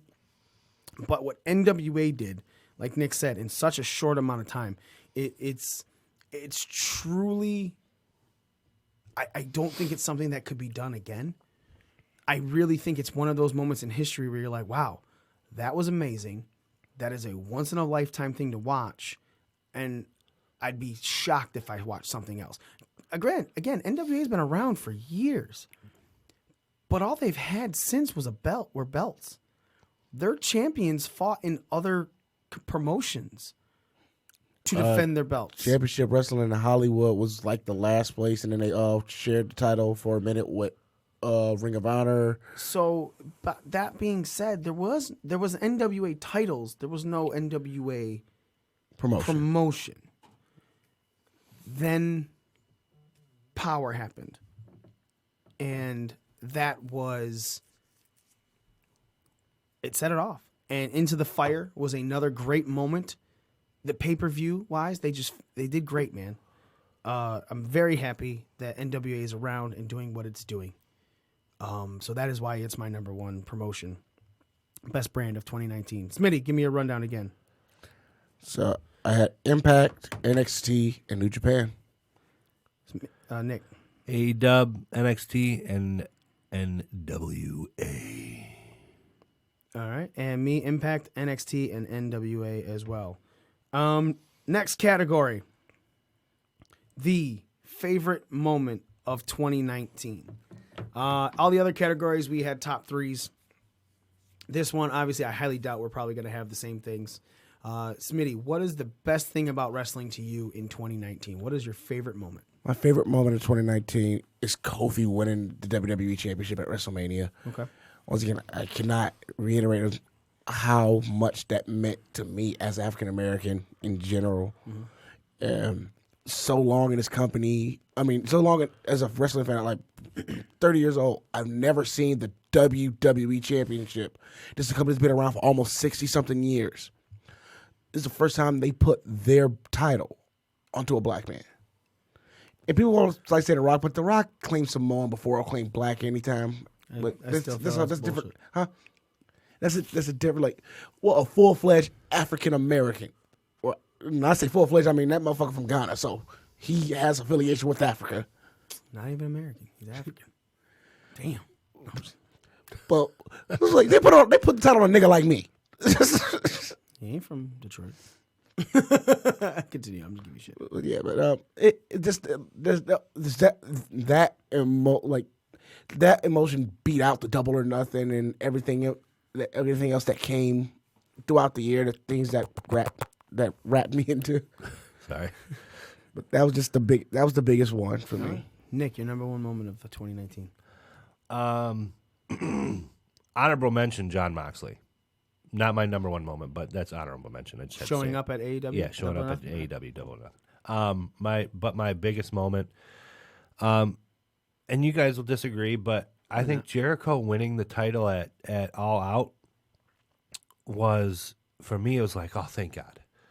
Because, I know that we have ups and downs with AEW right now. They're in this learning phase with trying to establish their identity and who they really are, even though they think they're one thing, but they don't really prove that all the time.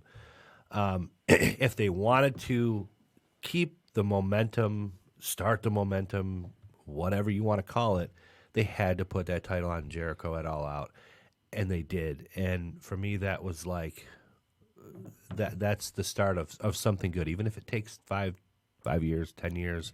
Yeah, but also, I think we were there live. And that helped. Being, me and Mikey were 3 rows away from that. That's a history-making moment. How many times did you end up on TV? A lot. Yeah. They really liked us. That belt. Shout out to Z-Bros. Z-Bros, sorry for quick sidecast. Z-Bros just because they've done all the Impact belts. They just repainted them all. Impact, all the belts went from blue to red now, man. And Z-Bros did a fucking great job. I saw that. Great that fucking job. Great job. It has to go with that whole Axis thing. Yeah. All right. That was my moment of the year. Just another one of those things that was an all-encompassing. Being there, everything, And it was hard. Maybe my mood might, in a week, I could feel differently about one thing over another. But to me, that's one of the things that stands out. A little bit, yeah. Starting menopause. Need a man pod? Yeah, man. Not menopause. He can only get hot flash because he's missing the tit. Yep. We just pissed off the LGBT community all show. Sorry, we love y'all. Mindy loves you way more, but whatever. Just LBs and Gs. I hate the T's and the Q's. How dare you be questionable? Know your shit. Anyway, my favorite moment from 2019, honorable mention, is Roman hitting remission in February. I thought that was a great real-life moment. Definitely was major. But my favorite moment of 2019 is what led into my favorite pay-per-view of 2019, and that was the SmackDown show right after Saudi Arabia. I said it earlier, and I'll say it again. Vince McMahon, when backed into the corner, is one of the best things wrestling has. Vince McMahon wrote that SmackDown show on his plane when he found out that his wrestlers weren't making it back. That SmackDown show was not supposed to play like that, and we all said it was probably the best SmackDown in the last 10 years, in the decade. And I feel the year for sure. Oh, easily of the year, but definitely probably one of the last 10 years. Maybe even more. What that SmackDown did is it excited you, it ignited you, and it made you so happy to be a wrestling fan because you were watching a real invasion. Ish. Everything that you hoped that invasion of WCW would have been to WWE but the big stars were gone. They didn't want Sting and Goldberg. They're like, they didn't get Sting and Goldberg because Sting and Goldberg were like, I'm making money. I don't have to be there. Mm-hmm. They were getting paid anyway. Why would you want to go and put your fucking body on the line when you're going to get paid that money no matter what? You're going to fucking null and void the contract you currently have to sign one with WWE, right? Fuck that. I would have sat back too. I'm not even arguing that. All Hogan, Nash, Hall, everyone, every big name that WCW had. What's up, bitch? Every big name that WCW had that did not show for the invasion into WWE is what you got with that SmackDown after Saudi Arabia. Big names, Shayna Baszler, Adam Cole, your top guys are there doing it, going through it. So to me, my moment of 2019 is the SmackDown after Saudi Arabia. Z is here, ladies and quick, gentlemen. Give me the Hulu version of the show. I'm not giving you the Hulu version. We're going to ask you your questions, and you can just give us your Hulu version of these because we're gone through every category up into the best moment of 2019. We haven't done the decade yet. Okay. So your top three, starting with number 3, male wrestlers of 2019. 3, 2, and 1. You didn't write anything down. No. Adam Cole, number 3. Number 2 would be Daniel Bryan, and number 1 would be Kofi Kingston. Okay. Number 3, 2, and 1. Black man number 1. Nice. 3, 2, and 1 best female wrestlers of 2019. It would be Shayna Baszler, number 3. Rhea Ripley, number 2, and Becky Lynch, number 1. Okay. Best match of 2019. Since you did write this one down, just give me your number 1, unless you can rattle off 3, 2, and 1. Number 3, Walter versus Pete Dunne at TakeOver New York.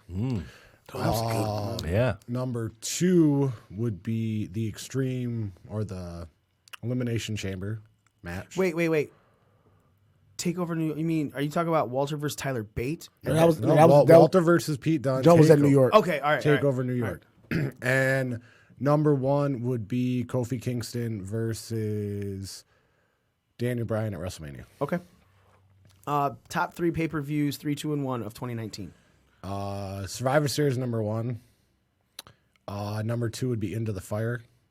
And number 3 would be Double or Nothing. Okay. And your 3, 2, and 1 best brands of 2019. NXT number 1. Raw / SmackDown number 2. So WWE? Yeah, I mean, and then AEW number 3. Okay. And your favorite moment of 2019 and why? Then you're all caught up.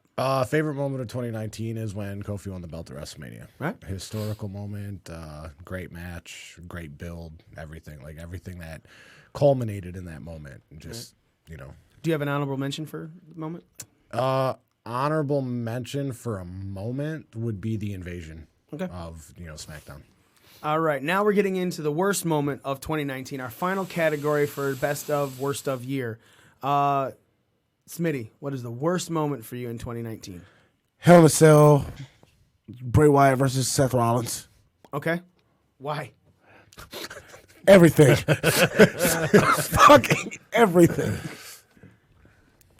My butt hurts after watching that. Just talking about this right now. It's weird because he's a bottom. Pretends to be a top, but he's totally a bottom. Nick, worst moment of 2019? The wedding this past week. Really? Yeah, I'm still. I love. You didn't like that. the lesbian angle? I fucking loved everything about that wedding. I felt really uncomfortable most of the time. In fact, we've planned a lot of my wedding around that wedding. So was it lesbians? I just Hopefully, Lana makes me angry.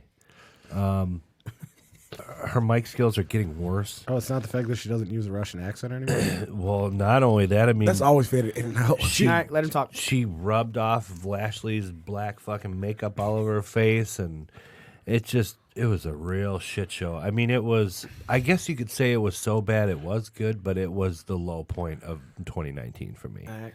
Z, worst moment of 2019. Not to beat a dead horse, but definitely the Hell in a Cell ending. Okay. The no contest in a Hell in a Cell. It just made no sense, and by far the worst thing that's happened this year. Mm-hmm. Outside of Lana only using a Russian accent when she says the word Rusev.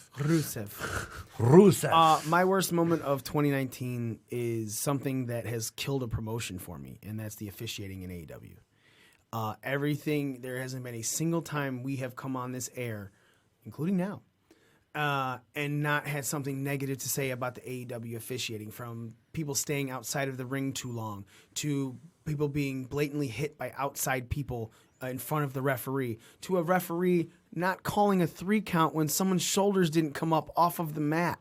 It's just so... Every time I want to love AEW, something happens with officiating so blatantly bad that makes me go, God damn it, fix this. So to me, the AEW officiating is the worst thing about 2019 because, again, it made me go from, we all said it, Double or Nothing set such a standard, such a bar, that we were even kind of like, all right, the officiating was a little off, but still, fuck yeah, let's see what they're doing.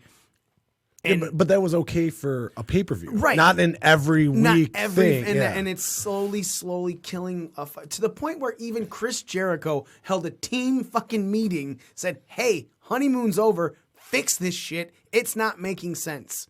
And it's not. Because again, with all of this officiating, the first DQ of this fucking company is going to be the biggest uproar in the fucking world. When did he It's going do to be that? heel. It's going to be the biggest heel turn in AEW to that point. Yeah. When the ref finally calls a DQ. Yeah. When did he do that team meeting? I didn't. A couple weeks ago. Yeah, Yeah? a couple Okay. weeks ago. So, yeah, Back around the Well, beginning of December. yeah. Good. But I mean, AEW is turning into Spot Fest, and that's kind of killing it for me too. Right. Like, it's not just the refs. There are other things with that promotion where I'm like, okay, I was excited. Kid on Christmas, like you open the box and then it ends up not being what it was supposed. It's like the off-brand of the toy you wanted. Or it's the toy you wanted, but no one bought batteries. Yes, exactly. Yeah, no, 100%. That's a much better. Like, fucking hell yeah, I analogy. got this. Anyone got any double A's? And no stores are Mom's open on like, Christmas. I only have D's. And you're like, of course you got D's, Mom. Dad, you suck. Because dildos. All right. Now we're going to go into the decade. Top 5 wrestlers of the decade, the top 3 matches of the decade, your favorite moments of the decade, and your worst moments of the decade. Again, if you only have one for the moments or you have honorable mentions, that's fine as well. So we're going to top off. Smitty, number 5. Who is your number 5 wrestler of the decade? 2010 to 2019. 2010 to 2019. I actually had to write this one down. I hope so. 5 from 5 to 1. Nope, just give me 5. 5. Let's say from 5 to 1, right? Oh, yeah. Number 5, Mike Elgin. Okay, why? Because Mike Elgin is tore it up in New Japan. He's tore it up in pro wrestling. He's still tearing it up in pro wrestling. Tearing it, like, no matter where he goes, he's a high caliber match type guy. And I can never ever complain about a Michael Elgin match. And that's longer than 10 years at this point now. All right. Nick. Charlotte. I'm going to go with a woman. Okay. She's been the most consistently good woman on that whole entire WWE, NXT, Raw, SmackDown, whatever roster. Mm-hmm. Multiple title runs. She had a brief stint as a face here and there. That worked. It worked. But I would definitely say, just to throw a woman in there, I'd throw her at number 5 because she is... So, okay, wait. Yeah. So by just what your last sentence was, is she number 5 just because you wanted to throw a woman in there, or because you truly feel number 5? No, overall? I truly felt that. Okay. But I did All right. want. I wanted to have a woman in there, but she, out of the 5 that I picked, she's number 5. Okay. Yep. Z. Ba, ba, da, da, I don't even know if I'm doing it right. John Cena. John Cena, everybody. John Cena. 9 championship reigns in the past 10 years, so he's got to be on the list somewhere, and he's definitely not number 1, so he could be like, if you're not first, you're last, so he's number 5. For me, number 5 is Adam Cole. He was number 3 for my 2019, but Adam Cole, first ever 3-time Ring of Honor champion. He's held multiple championships in that company. Bullet Club member, high profile, NXT champion, triple threat, triple crown winner, the second one ever. The things he's doing for that company now is something that he was doing for Ring of Honor when he was in Ring of Honor, and it's just making it better. Everything that he has touched. Rookie of the Year in 2010. He's literally been wrestling this entire decade only. And he is this good in 2019, going into 2020. So number 5 for me overall because of what he has done. Adam Cole, baby. Smitty, number 4. Kofi Kingston. Kofi Kingston over this decade has he's held that mid card together for the WWE he's been one of those guys that's held the mid card together for the WWE for the longest. Finally had his moment this year. It's probably one. I think according to WWE, he's probably one of the most titles over the decade. Second, him and The Miz have won some of the most titles over the decade. Mm-hmm. And like Kofi's just probably the epitome of what I would say probably the most successful black superstar, fully black superstar in WWE history at this point now. All right. Nick. I would have to go with John Cena at my number 4. I mean, whether you love him or hate him, I mean, he's been one of the faces of that company in some shape or form for the last 10 years. He's got tons of title reigns. He's doing a lot of really good things in the community over the last 10 years. So he's an overall encompassing superstar. Yeah. Number 4, Z. All right, fine, Nick. I'm going to go with Charlotte. Swap. Well, I mean, she hasn't been wrestling this whole decade. She made her debut in 2013, but since then, she's held the Women's Championship 10 times. She's held the NXT Championship. She held the Divas Championship at one point, and she has Divas champion. She has been your top superstar in the women's division, your benchmark, so to say, for the entire time she's been wrestling. So she's got to be on the list. All right. My number 4 is the Ayatollah of rock and rolla, Chris Jericho. Chris Jericho started off this year fighting with his tag partner, Big Show, and since then has held top titles in WWE. He has held mid-card titles in WWE. He's held mid-card titles in New Japan Wrestling. He's held top titles in AEW. Chris Jericho, no matter where he goes, changes the fucking game. New Japan got some of its biggest buys and biggest attendance because Chris Jericho announced he was attending a Wrestle Kingdom a few years ago. And New Japan caught more fire. They had a kindling with Bullet Club and the Bucks and Kenny Omega and all of that. There was a smaller kindling when it was AJ Styles running the Bullet Club. But the minute Chris Jericho showed up in New Japan, a full-fledged fire burned for that company. And Chris Jericho has done that. When he said he was signing to AEW, everyone was like, I'm going to watch AEW. Chris Jericho got that title. You said it yourself, Nick. Your top moment of the year. Look how sad Z is because he's got none of the bubbly. Didn't even have a bit of the bubbly. Was it even good? Yeah, it was. Champagne. Here, you can. He didn't drink it. Oh, thanks, Smitty. He licked out of it though. I'm just kidding. Like a cat. But yes, I haven't been drugged this year yet, so you know. 4 days. Allegedly. So yes, Chris Jericho is my number 4 overall wrestler of the decade. Smitty, give me your number 3. My number 3, it was your number 5. It was Adam Cole. Okay, why? Like you just pretty much brought it up. Like you brought up because like he's only been in the game for 10 years and he's accomplished so much. He's like the first 3-time Ring of Honor champion, was a part of the Bullet Club in his peak. Because in the peak, that's when you had Omega, Cody, and all those guys with the Bullet Club, and he's always been a great hand for the Panama City Playboy, and He's always got whatever gimmick. Like, there's not too many people that get your own fucking name over. Yeah, baby. Yeah. All right, Nick, you're number 3. My number 3 is your number 5 as well, Adam Cole. I've only been familiar with him for a short time, but I've done some research, and like you guys were saying, he's been around the block, and everything this dude touches turns to gold.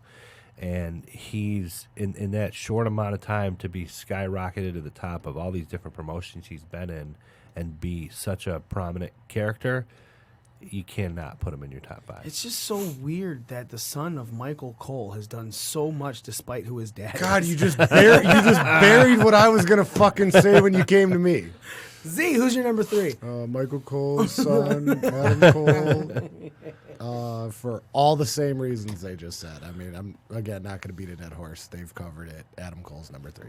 My number 3 is a hot fucking take, and it's gonna piss some people off, and I don't give a flying fucking shit. Brock Lesnar is my number 3. Sure, he has not wrestled this whole decade. Sure, he barely wrestled this whole decade.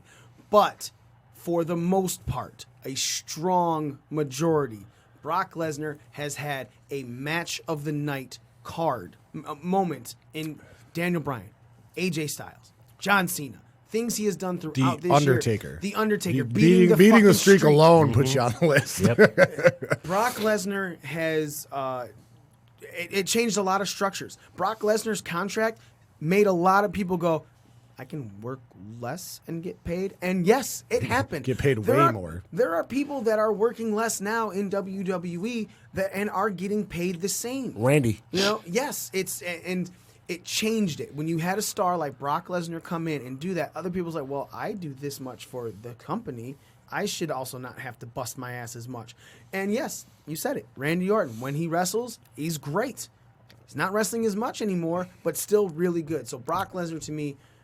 But Randy's one of those people that have done so much that... I mean, not saying that Brock hasn't, Right. but Brock's just a different kind of draw in itself. But with guys like Randy, Randy's done everything there is to do, so Randy kind of gets to pick and choose what he does now. Yeah. And that's fine. And he can because, and again, Yeah, still with the dues paid. money because of the money that Lesnar pulled in. Number 2 for you, Smitty. Best wrestler of the decade. Chris Jericho. All right. Like Chris Jericho, just the fact that he's reinvented himself, not 3-4 times over just over the last 4 or 5 years now. Mm-hmm. You said it. I think you put the other on the head. Like, no matter where he goes, he elevates whatever companies he's in, and that's about it. All right, Nick, you're number 2 wrestler of the decade. My number 2 is Brock. For everything you said, I mean, he's a huge draw still to this day. You know, the fact that he ended the Undertaker streak, whether you like it or not, I totally agree with what Z said. That right there puts you on this list. His title reigns, his just overall presence when he's there is big. Because it's not like, okay, well, Brock's been gone for a couple weeks. Oh, he's there? All right, cool. No, when he's there, he's like, okay, Brock's here. Let's fucking do this. What's going to happen? You know, with Paul Heyman at the helm, yeah, he's up there. All right. Yeah, and the only reason he's number 2 is because of his lack of mid-card titles. Is he your number 2 as well, Z? No, my number 2 also elevates every company he's ever been in, and that's AJ Styles. Nice. That's good. He does. I mean, no matter where he goes, he is one of, if not the top guy, and it's been that way for as long as he's been wrestling almost. So he definitely gets the nod at number 2. My number 2 is a guy that has been running New Japan for a very long time, and that's Kazuchika Okada, the guy whose name Smitty can't even say. Can't say Kukuchika Okada. Neither can you. Kukuchka. Okada himself has Sounds been a Polish. part of many best matches of the year, involving with Kenny Omega this year with Will Ospreay. You can't deny the amount of titles that he's held, the length that he has had them as well. He is the John Cena of New Japan. He is their face. He is unbeatable. He's unbreakable. He's untouchable. And they still and like when him. someone does it, it makes it even that much more special. Smitty and I were talking the other day at work about how this match coming up at the second night of Wrestle Kingdom, Naito has never had the big belt.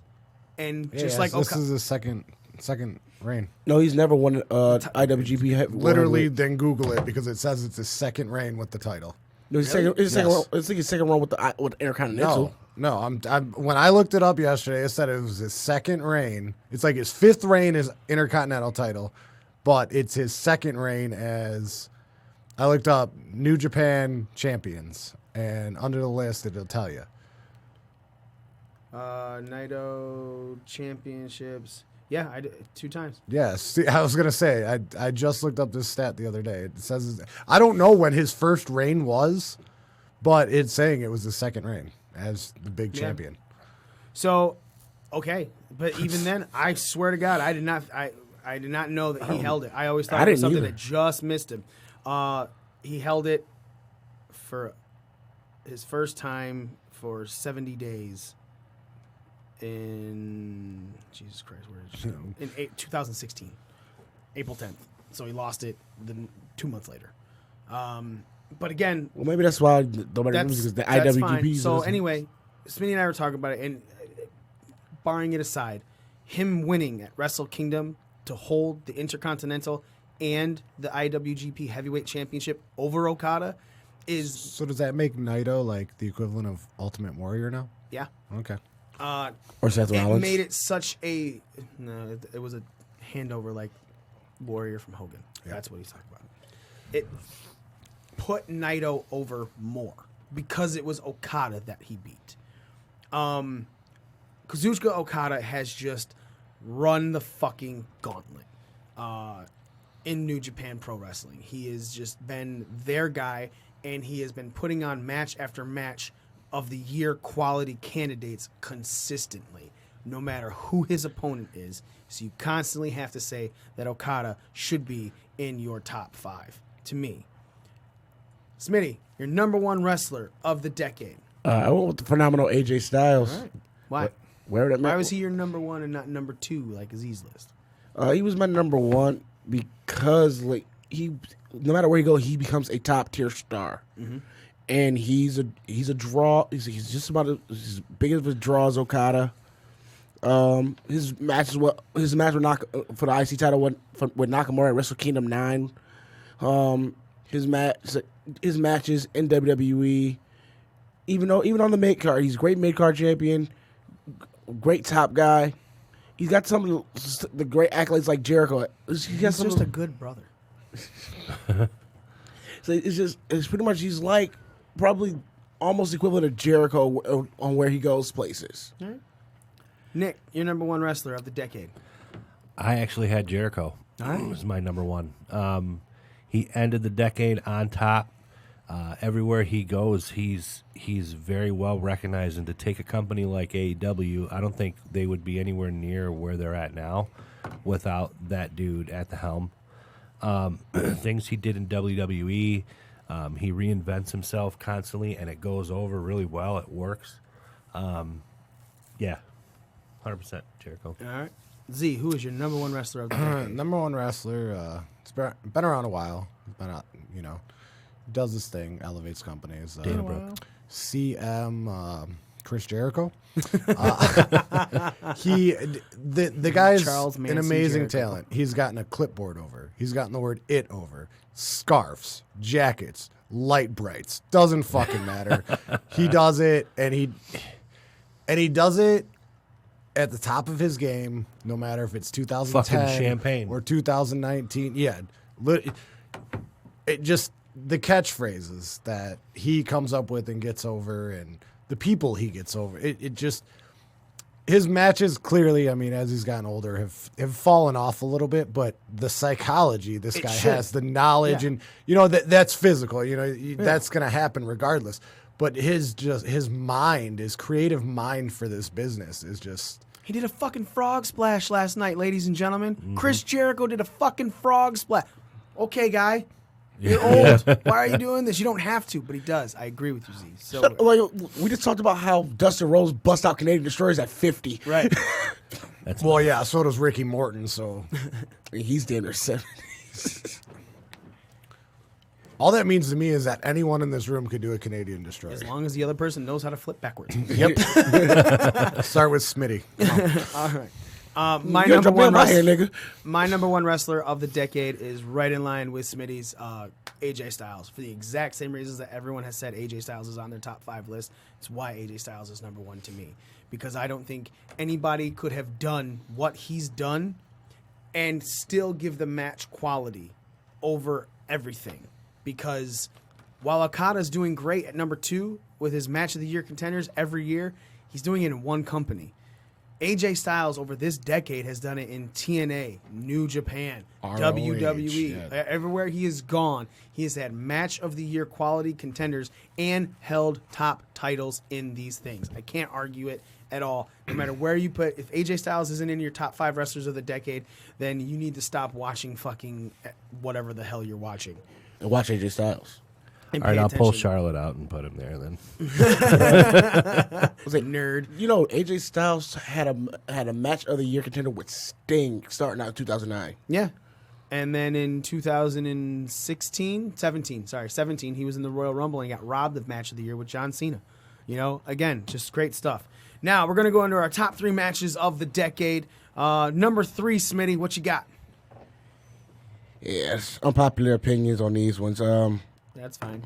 All Number good. 3 was a tie of Taker's Michaels at WrestleMania's 25 and 26.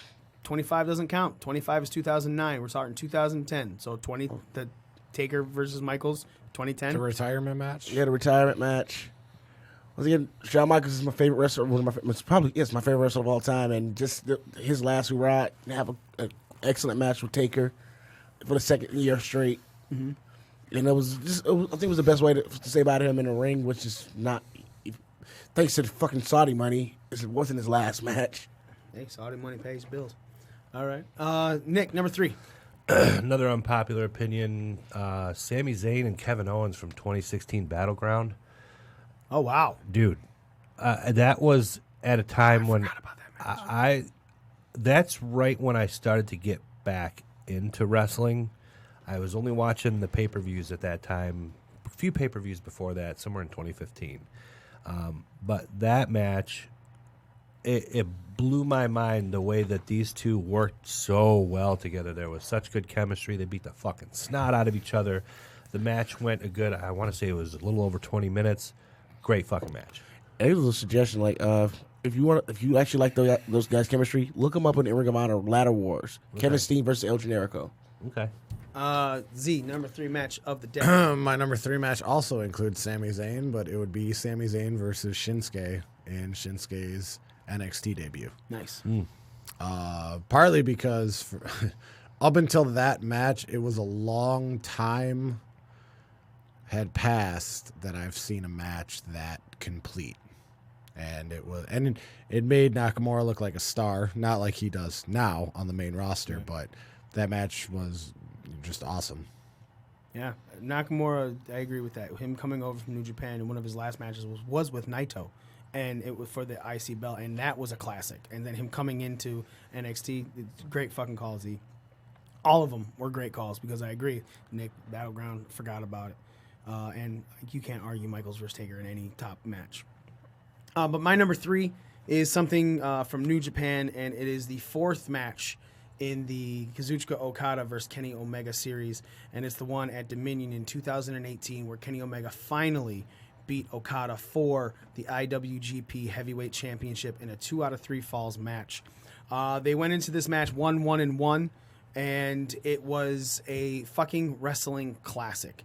I could not, when rewatching it, you know, we talked about it back in the day. It was like Meltzer just fucking blew his load on stars for this match, right? It was just like, I'm going to give you all of these stars. I think it was like 7-star, 8-star, whatever the fuck it was. And we were like, man, you're an idiot for saying it's that much. But at the same time, I also would have understood the 5-star because to me, that I think it was obviously, it's one of the best matches of the decade. One of the best matches of all time, in my opinion. It deserves to be up there. And Omega finally getting that title that he was so eluded him for so many years Was a great finish, especially to see Kota Ibushi, who he came into the business with, and the Young Bucks, who part of the Elite that he's in the business with, and getting him even more over, holding him up, was a great finish and moment to that match. Smitty, number 2 match of the decade. Yeah, my number. Your number 3 was my number 2. Okay. And the best way you better Kenny Omega chased that title for damn near a year and a half, 2 years, and he got it. Even though he was supposed to come in as a heel in that match, Kenny was so over that there was no heel in that match. Yeah, it was pretty much a face-on-face match at that point, and it was. I wouldn't say flawless. There's nothing that's flawless in this world. Yeah. The storytelling in the match of Kenny was all he needed to do was hit that one-winged angel, and he couldn't get he just couldn't get it for some reason. Yeah. The storytelling of the match, he won with that one fall. He had the most devastating move according to Simon Miller, the surprise roll-up. Yeah. So it was just a really, it's one of those matches that stands out throughout the decade. All right, Nick, number 2 match of the decade. AJ and Demon Finn at TLC a couple years ago. The match was kind of thrown together last minute. Definitely. And they fucking put on a show. And I was excited for that match. It was one of the ones I was looking forward to seeing the most when it finally got announced. And it exceeded expectations. And I went back and I watched some of the matches that they had over in New Japan. And Fergal Devitt got kicked out the book club. Yeah, and it's... I was really glad that WWE put that together the way they did, and it came through. All right.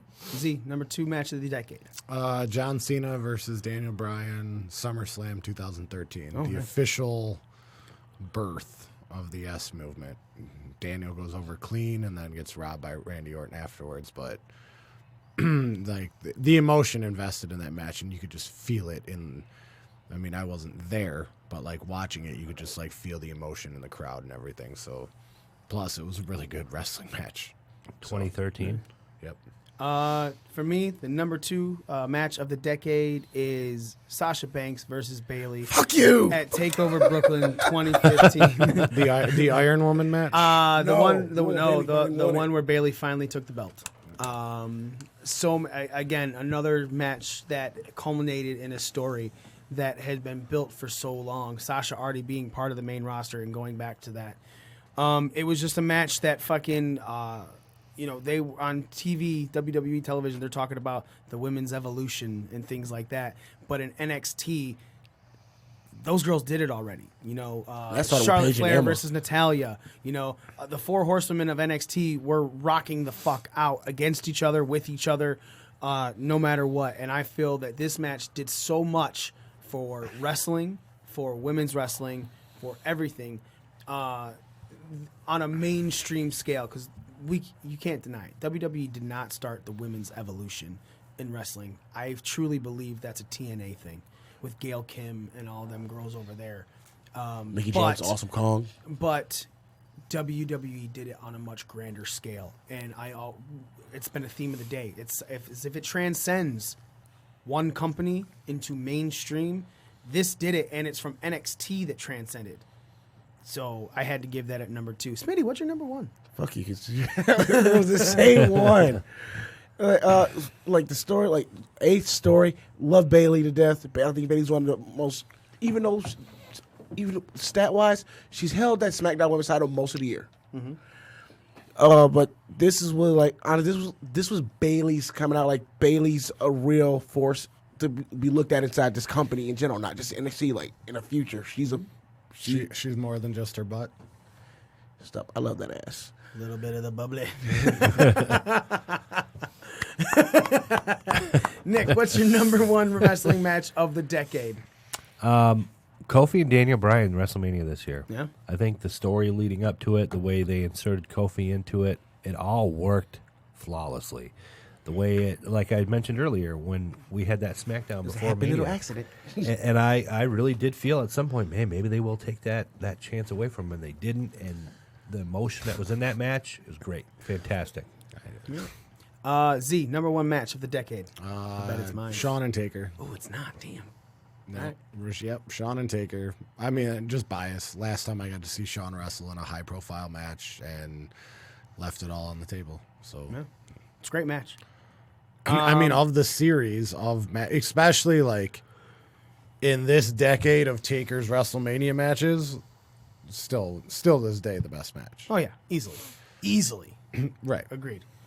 And he had great bouts with Triple H to follow the 2 years. Right, but the emotion, like just when you add up everything, like the in-ring work, the storytelling, the emotion, the moment, like it was all just there. Yeah, and I was just furthering your point with it's not like because you can think of Taker's current run of matches where there was hip problems, lackluster, but he did have really good matches after this one. It's not like he just had injury old guy moment matches to where there's nothing to compare it to in good wise. That match was really good, and I fully agree. Of the decade, Taker's best Mania match, yes. My number one match is something that caught everyone out of the blue. While he was not in my top 5 wrestlers, and he was mentioned by you guys, Mr. John Cena did put on a match with a guy in Money in the Bank 2011. That's my honorable mention for number one. Fuck off the roof. CM Punk winning the WWE Championship when storyline-wise had not signed a new contract, even though he signed it the day of. Shoot-wise, day of. So that story never was wrong. Yeah, didn't he sign it like 12:01 the next day or whatever? No, he signed it the morning of Money in the Bank. Oh, okay. And got that belt and put off. It was just one of the best matches. You truly didn't know. How many times in wrestling are you watching a match that's that high profile and you don't know what's going to happen? And then they even played off after. Like, you didn't know until the end of Raw the following day, and then you're like, okay. Yep. And then they had to make a new belt, and they had to Cena. Yeah, it was great. Oh yeah, Ray won it, and then Cena took it back. Yep. And it was a match for the ages, and for the longest time was the last 5-star match that Meltzer gave WWE until NXT takeovers in a couple years ago. Yep. Right? So you're talking like a good 7-year run where not a single match in WWE had a 5-star rating. Not even, some of them didn't even get 4. Yeah, right. If we were doing a top 5, that was going to be on my list, and so was Taker and Brock. Just for the moment. Right. Not that Taker and Brock was a good match. Yeah. But for the moment of losing the streak and all that, it would make the top 5. And that's why we were even saying earlier, man, these matches, I know, Smitty, you said there's some hot takes to them, but there's feelings and emotions in these matches that change how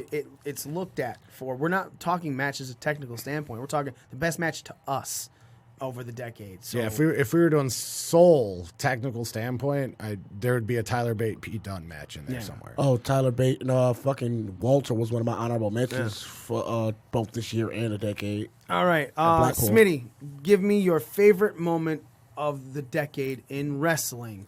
And do you have an honorable mention before you talk about the favorite moment? Honorable mention, CM Punk pipe bomb, because it put a lot of eyes back on wrestling at a time where people were not watching. Okay. But I'm still going to say Kofi winning that title is still, throughout the whole decade, is my favorite moment. Okay. Nice, man. Nick? Well, before we started the show, I said it wasn't a match. I think for wrestling as a whole, WWE introducing the WWE Network is such a step forward, and it's kind of fallen short for me because I still think that more people could be watching, and I know it doesn't make a lot of sense, but I didn't watch wrestling for the whole decade. You know what I mean? So for me to say what was my favorite moment of the decade, giving more and more people this easier access, and it started a fucking trend of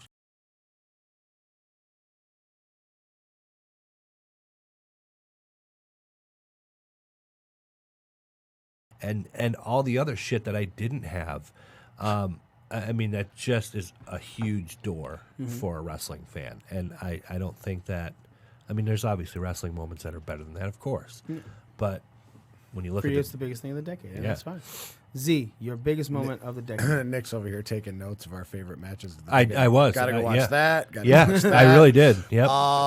The moment of that decade, hands down, is Brock beating the streak. Yeah. I don't think there's been a bigger shock and awe moment of, I mean, not only the decade, but I mean, up until that point, like nobody believed it.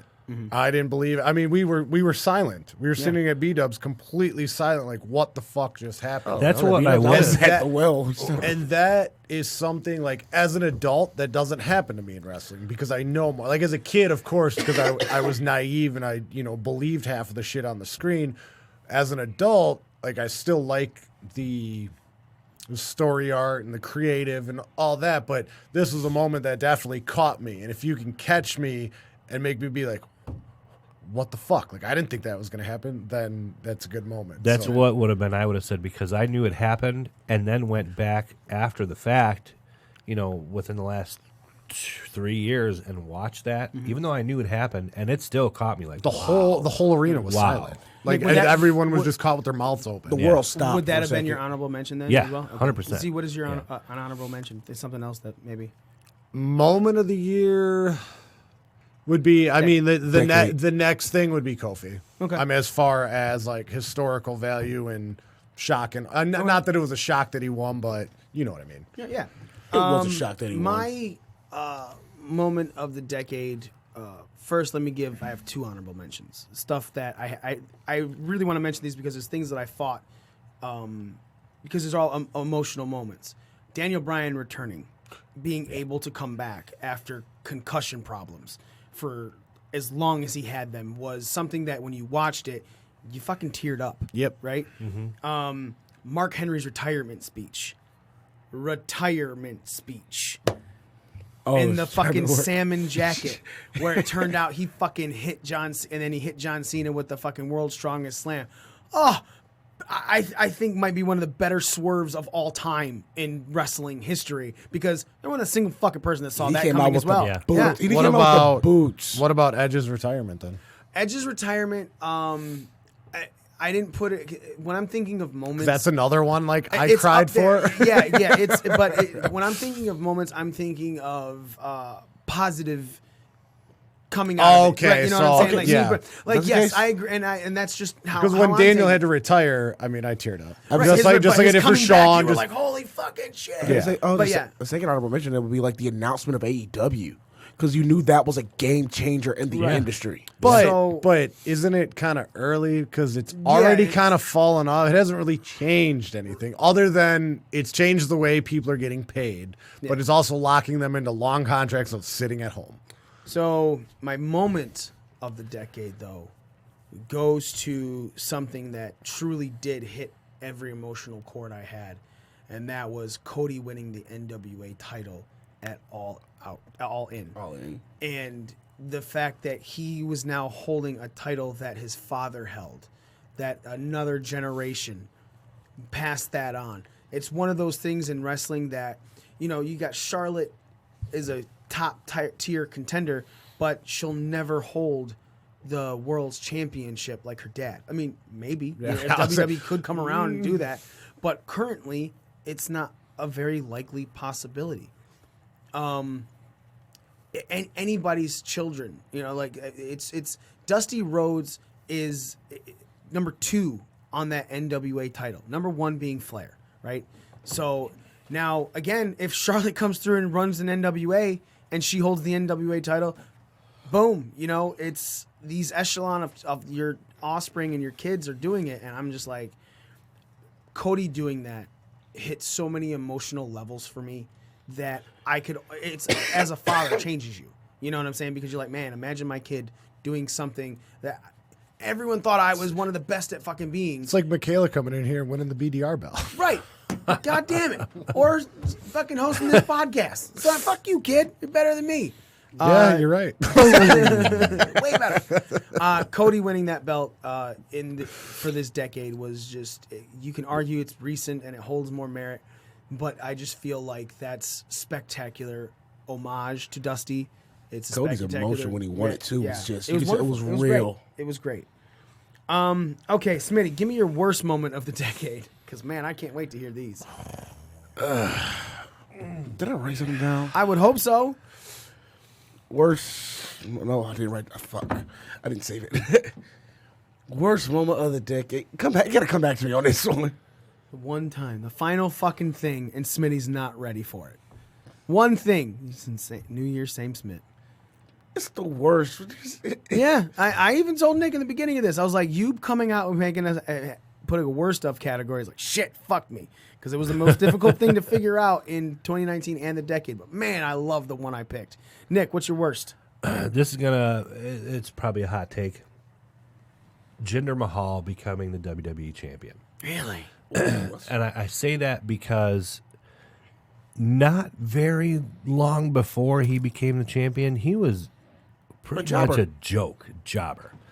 And, you know, there have been people that have worked their way from jobber to below mid-card to mid-card, back down to jobber and back and forth, and have paid their dues and gotten these opportunities and still didn't get a title shot, that have way better work rate than Jinder Mahal, that are way more over, either way, heel or face, way more over than he ever was. Mm-hmm. And they're just like, here you go. And then they took it away from him whenever he lost it. I think it was to AJ Styles. Lost AJ Styles, MSG. And we really ain't seen him since. I mean, for the most part, he's a fucking ghost. Yeah, we see the Singh brothers more Right. than we see Jinder at this point. So to me, what a big fucking waste of no, it time. wasn't. God, It still made them money in India and got that deal off the ground. So for me really, as a fan, waste of fucking And time. I liked it. I liked it because I thought he was a pure fucking old school heel. Yep. I got I real like that heat run. for it. I like that run. Not go away 6 either months. like Corbin had for a while. For me, it was go away heat. No, that's fine. Yeah. Z, worst moment of the decade. in all of wrestling, the floundering of TNA. Okay. I mean, they finally Impact has finally gotten on their feet again. It took a lot of rebuilding, but And the Hardys. it was well, yeah, but it was. I mean, week after week, they were, was taking money from talents. They were losing this. Dixie wasn't helping. Dixie. I mean, really, the worst moment, or the worst thing of the decade was probably the floundering of TNA. All right. Smitty, you got something yet?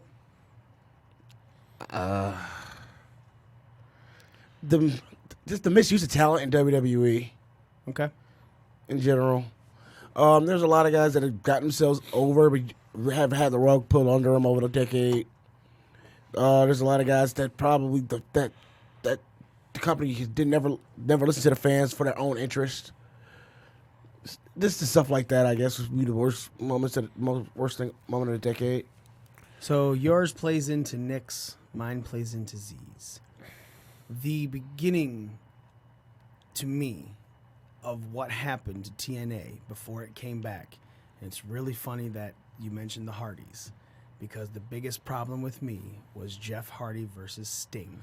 Oh, he was so fucking high. Joker Sting, or When Jeff Hardy came to the ring drunk And as high as fuck. There's another one I gotta Trash. go back and watch. oh, you haven't seen I that? have Impact Jeff Plus. Hardy versus bad. Sting, Victory Road, 2011. It's bad. It signified everything that started to go to shit for TNA. Wasn't that when Dixie and Jarrett came out and pretty much told Sting to just roll him up or something like that? Something maybe before the match. And this I is a don't know. TNA pay-per-view. This is TNA. TNA Yeah, you pay-per-view. can watch it on fucking YouTube. Yeah. I It's a actually have 10-minute Impact clip. Plus. 10-minute clip. Why? Because the match is like 4 minutes of it. Yep. It was an absolute fucking shit show. It was like Matt Hardy versus Edge if they were both drunk and high. It was bad. The 4 minute And it beatdown. definitely started what was the absolute. And like, Decline. it tried to stay around. And what's funny is Jeff Jarrett is the one that was like, oh, he's wrestling drunk in the ring. And then, a couple years later, who's entering rehab? None other than Double J. Yep. So, And to everyone's me, fucking Kurt 2011 Angle's Victory back. Road TNA, Jeff Hardy versus Sting is the worst fucking moment of the decade. Ooh, honorable Wow. mention. The return and fail of the Angle career. He came back out of retirement, and it was great, and I was happy, and I marked out. And then he had a couple matches, and I was like, no, just go away. Just stop it. Just stop. Jason Jordan storyline. One of those matches was good. That's it. Like that first match back when he was with the Shield was horrid. His next match, we all said it. Oh my God, if Angle moves like that for this run, we're good. And then he did it again. Yep, exactly. And I was okay with a lot of people were pissed off that Corbin finished him, but you go out on your back, man. Sorry. Went out on his back, and he put over Corbin, and Corbin's one of the top heels, and it's just another thing in that long list that Corbin says when he comes out that gets him heat. Right. So it was actually the worst thing about that is that he doesn't mention retiring Angle that often. Anymore. Yeah. But he used to be. Now he's got so much shit. Yeah, I was going to say. Dog food. I'm a Golden Glove winner, blah, blah, blah, and I retired Kurt. It got him heat, and then he started his little list of, like, this is what I did, and they boo him. Yeah. Which is really funny that was a part of one of the pay-per-view that all of us were like, top fucking pay-per-view of the year. And one of the moments we're like, oh, fuck that. Ladies and gentlemen, that's it for us. Next week when we come back, we are definitely going to get into a lot of the stuff that's going on. We're going to talk Wrestle Kingdom. We're going to talk Impact's Hard to Kill. All 5 days of it. We're going to have a conversation about all the upcoming build to Royal Rumble. Royal Rumble, again, we're going to have a huge party with our boys Knockouts at 3 Counts at the Buffalo Wild Wings in downtown Detroit, January 26th, second floor. Huge fucking party. Come on. Huge. It's huge. So big, we're going to build a wall around it.